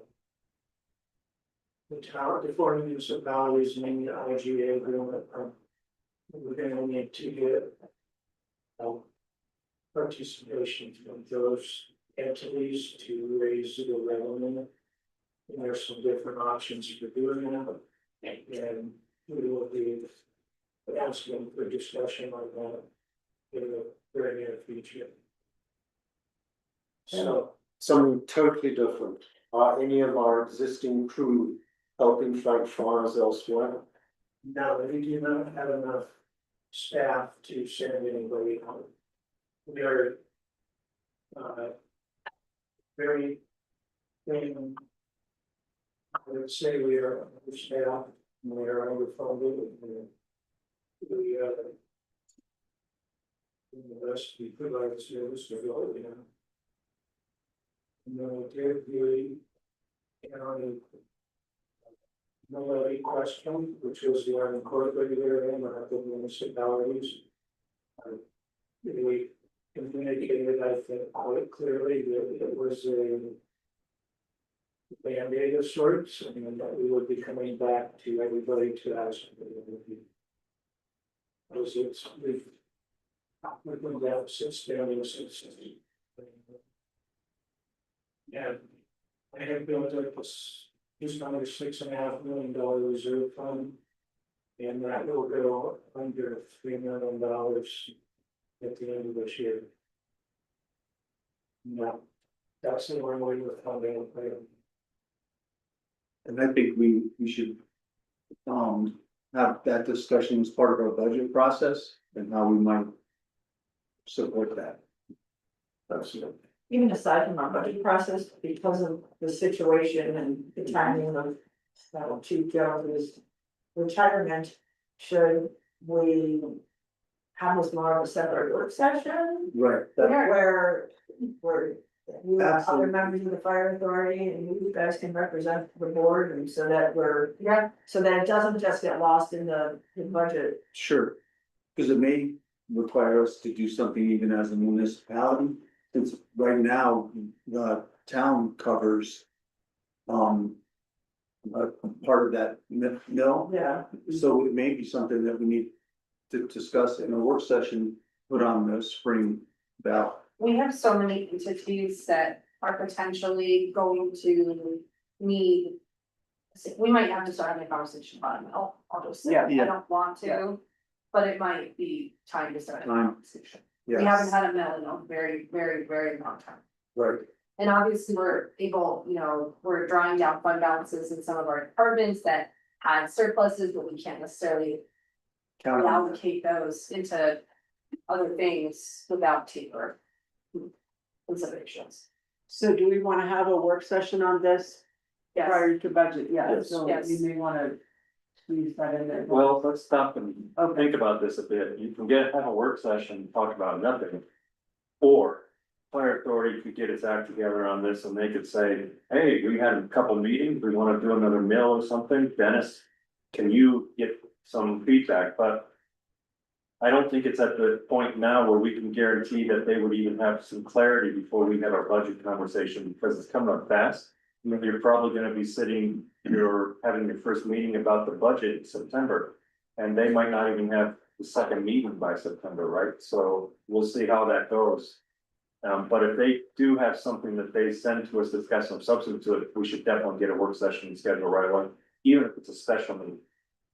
Right, and Very good. that's all I think we have to plan for is. Yeah. We will be in that budget season before we know it here, and so, but we wanna be able to give the fire authority the time to and dedicate that so that we can, we're able to see when they're ready, can and can't do. Yeah, and it's So- to add on what Kelly's saying, it's like the worst timing in the world, right before they start their budget work too, to lose their key. I don't know, more power to you guys to, if you're gonna get organized, but it's gonna be really difficult. So depending on board approval for our concept. To your fire authority board? Oh, yeah. Okay. Is that in August, Kelly? Date for that, is that? It's potentially our next board meeting, the third Wednesday of March. Okay. August 19th. We were caught off guard and. Yeah. Thank you. Yeah. Rich, I'm sorry, Oh, I'm just gonna say thank you. Rich, anything else? No, that was it. Okay, great, Mary? I had the opportunity to attend a charrette that was offered by BPC, and as just a spectator in the audience, I was interested in the comments, but perhaps you as the facilitator, Selectman Huggins, would like to share more on an official basis. I think he's trying to voice that. Hey, you better not trust me, buddy. You do my job in BPC, you go there, man. Oh, yeah, I hosted a charrette and I facilitated. And I took the brunt of the force of the comments from a lot of people that showed up. There was a lot of opposition of the proposed archway that would be in the gateway to signify that you're changing into a new district, coming into the older part of Georgetown. And there were some suggestions as well, and there's a lot of concerns with the cost mainly, was the biggest thing. And last suggestion of what we could do with that money instead.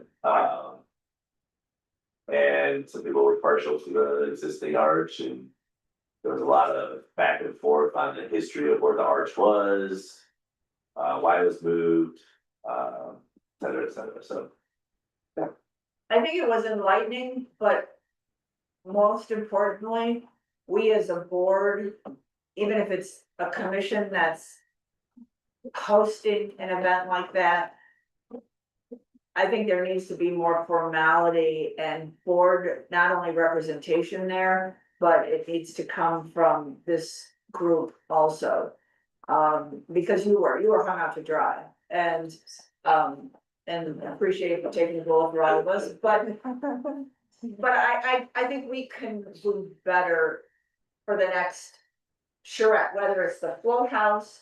You know, it doesn't have to be necessarily a commission that's doing it, it just doesn't have to be one particular ward. Sometimes there are gonna be some occasions where I think we all need to step up and we need to have, in a sense, a special meeting, but a community town hall, charrette, whatever we wanna call it, on any given day, because that one was rough. I mean, we could have done better.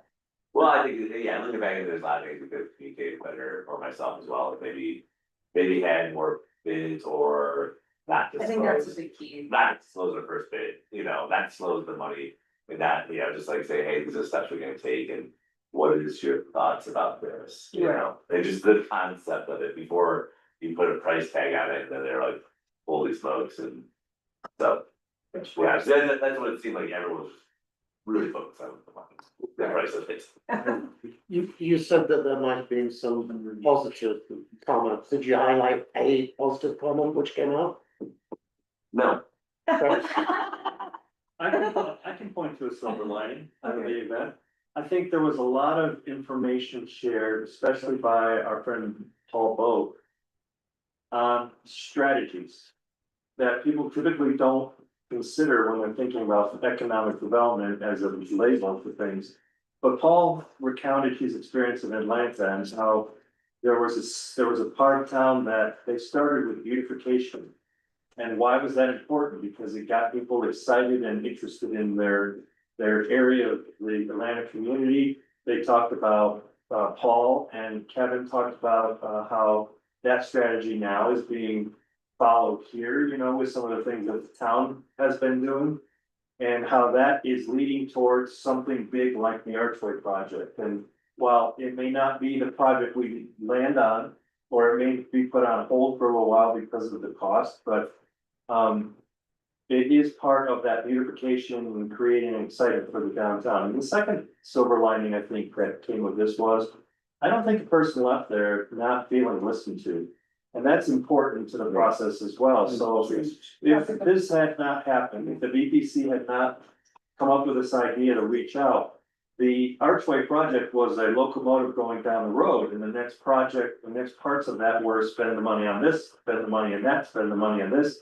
So it was good to stop and take a pause and ask the community what they thought. I think I've spoken to a few of them after that, and they were very appreciative of the fact that it took the time to talk to them about that. So don't be too hard on yourself, Mike, and I felt that. We've all been hung out to dry many times. It's just your first. yeah.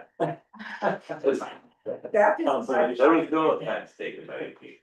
Just No, their love language. But but we need, it's not just one person or a smaller commission, an arm of this organization that needs to be represented. Yeah, so that's fair and good.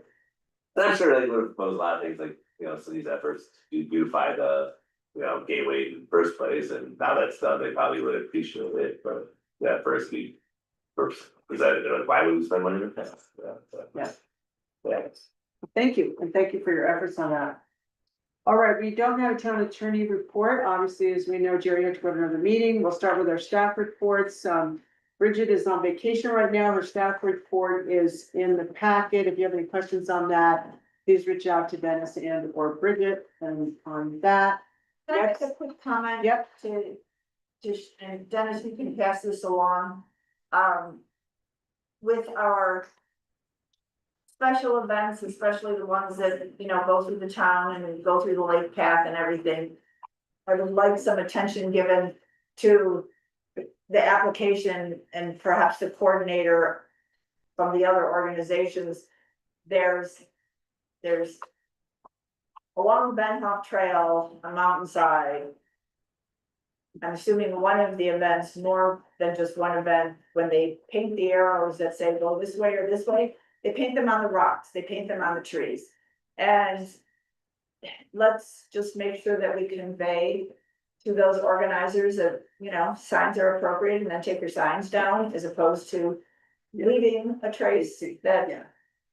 Well, you could use, I've done those things and you can use chalk or flower arrows down on, Well, there's lots of Pavement, stuff they can, and it's, yeah, you know, it's a lot more environmentally friendly.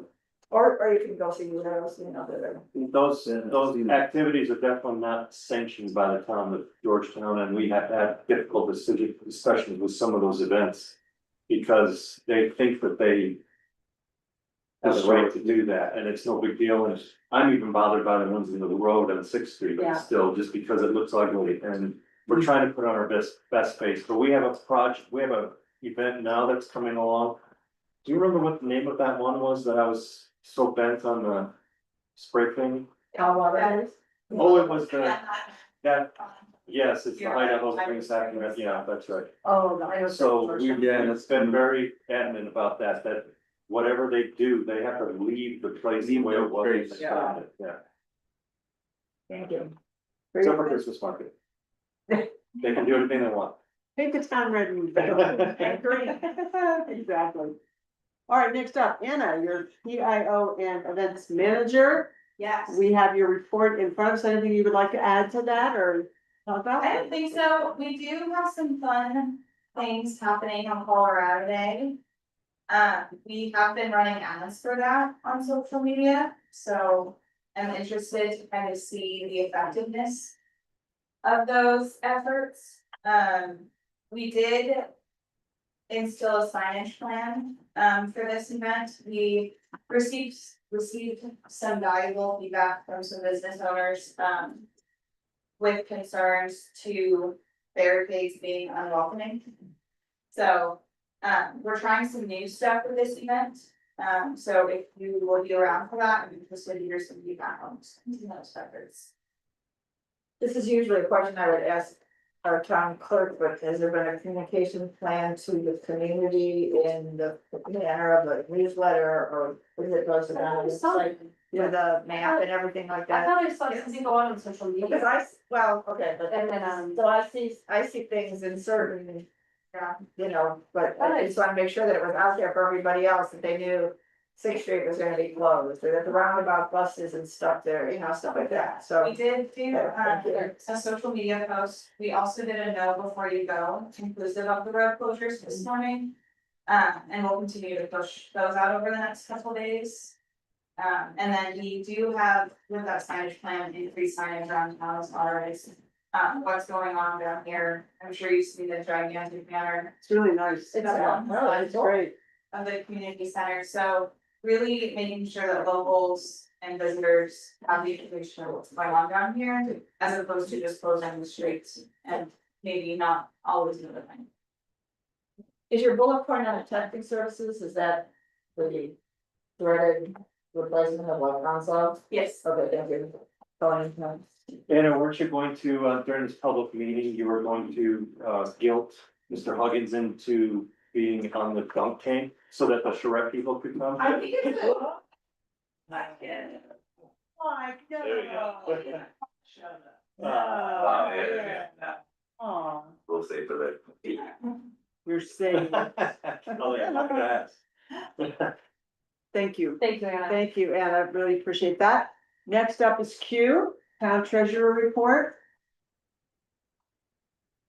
The STR that was found out from last meeting that I told you about. They put a license request in, everything went through. Except actually they put into the system. And they weren't aware that they had to remit the sales tax form themselves. That's been settled. Paid product. So They're a legal STR. they're a legal STR. That's good. Nothing else said. I have a question, consistently, I'm more and more obsessed with your sales tax report, it's like my favorite thing in the packet. And so the retail though, did we pick up some extra retail that like held us, or was that potentially a? I mean, I know you can't get into the nuances of individual businesses, I was just kind of stunned by the retail. Those That's what were I was thinking about. really high. Sales tax, right, yeah, Yeah, and which is great. yeah, No, I mean, retail revenue. Dollar General, I guess, maybe Are you looking at the retail category up here, or the brick and mortar down here? I'm looking at this, on this page. Yeah. Yeah, On, page 2, I think. What did I do it? I had it, I've been looking Yeah. at it all ready for this. Oh, here we go, yeah, I'm sorry.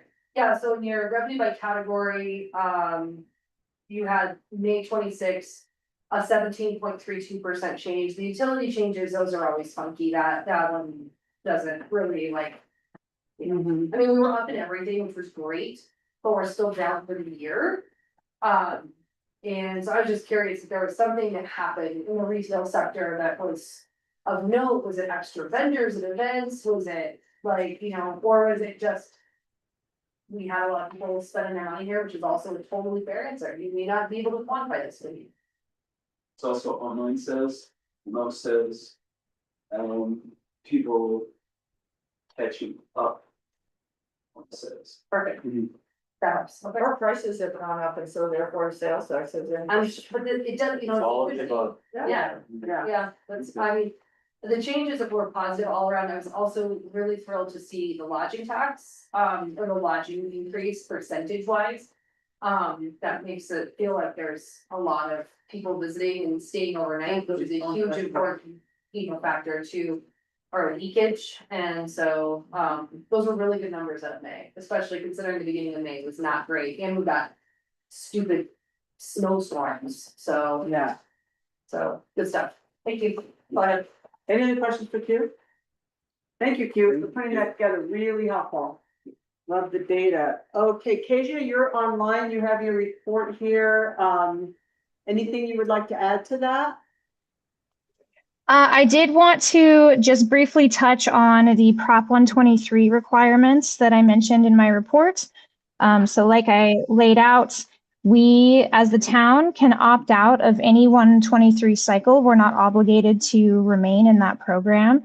But if we do decide to opt in, currently we expect to have to meet the minimum for the next cycle. I did want to caveat that if Lakeview Flats gets all of their permits in before the end of the year, which I don't expect right now, but it could happen, that would bump us up to 11 units, which is still covered in abundance by the expected affordable units that would be built as part of that project. So we're not worried about it. And we probably would recommend that the board opt into the Prop 123 cycle for the next period, but we'll get to that at a later time. I also wanted to touch on the encroachment application. The applicant changed the terms at the meeting, and so that ended up messing them up. They're going to reapply. They understand that was a mistake, and you should expect to see them after the August 19th Planning Commission meeting. Yep, that's all I'd like to add. Any questions anybody has for me?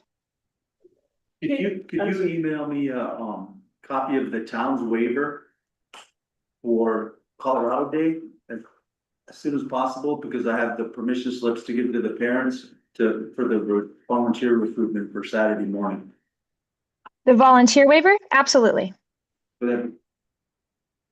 I had a quick question, Kezia, on Prop 123. Didn't we just recently sign an agreement with Central City and Idaho Springs on sharing?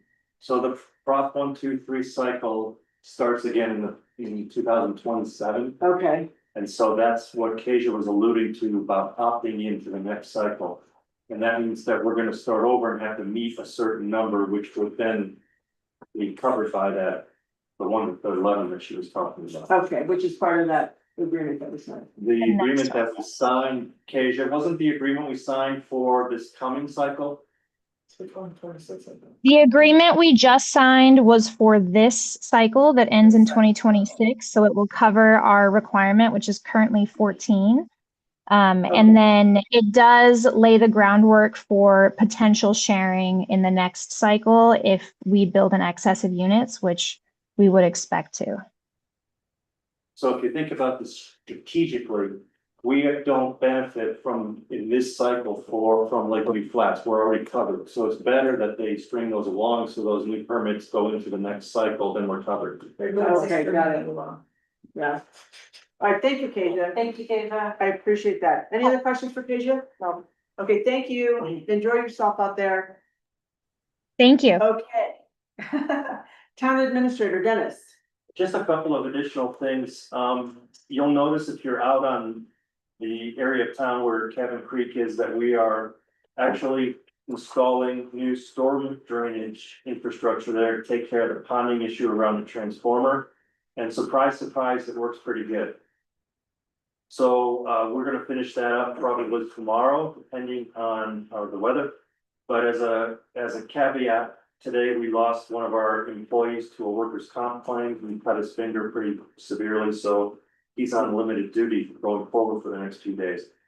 Then I wanted to also highlight another road bridge employee, Marty, who, after all of these, storm events and the gravel that's carried down from many people's roads, It is. he actually spends time coming in early to run the street sweeper so that we can avoid traffic, we can avoid parked cars. He's making that special accommodation wholeheartedly because he loves driving the street sweeper. So I just wanted you to know that is a great thing from our team. And then also more recently, we have convened our planning team for the leaf tubing traffic stuff. Yes, it's that time of year to start thinking about leaf tubing, and one of our consultants has been Kelly Vivian. He helps us by telling us all of the mistakes that have happened in the past and how to avoid them. We're very grateful for that input. Yay. So you will be seeing that leaf keeping traffic management plan coming to you for review and adoption soon. We are tweaking a few things after we've heard from the businesses and from some of the local residents here last year. That's it. Thank you. Are we on for the August meeting with the DOLA gun? Is that a go? With the what? Oh, the DOLA gun, yeah, just probably August 12th. August 12th, so is that, and have all the other commissions been advised of that so that they can plan appropriately, hopefully to do Yes. that? We've got 2 down, we have 2 more to go. And I had communicated with you a question about, and I realize Jerry's off the line now, about parliamentary procedures as far as us accepting resignations of other commission members. I specifically was addressing the resignation from the planning commission because of one reason, because it happened at the meeting. It wasn't where there was even a letter of, you know, intent or, you know, resignation submitted to the commissions. I'd like, I don't know, were you able to get any feedback from Jerry on that? Jerry and I are both in agreement. It's not mandated, it's not required by any Robert's Rules of Order, and there's nothing in the code that says you have to do it. Can you do it? Absolutely. It's just a matter of this group saying we want to make it a standard practice whenever there's a volunteer resignation that comes before this board, we may accept it.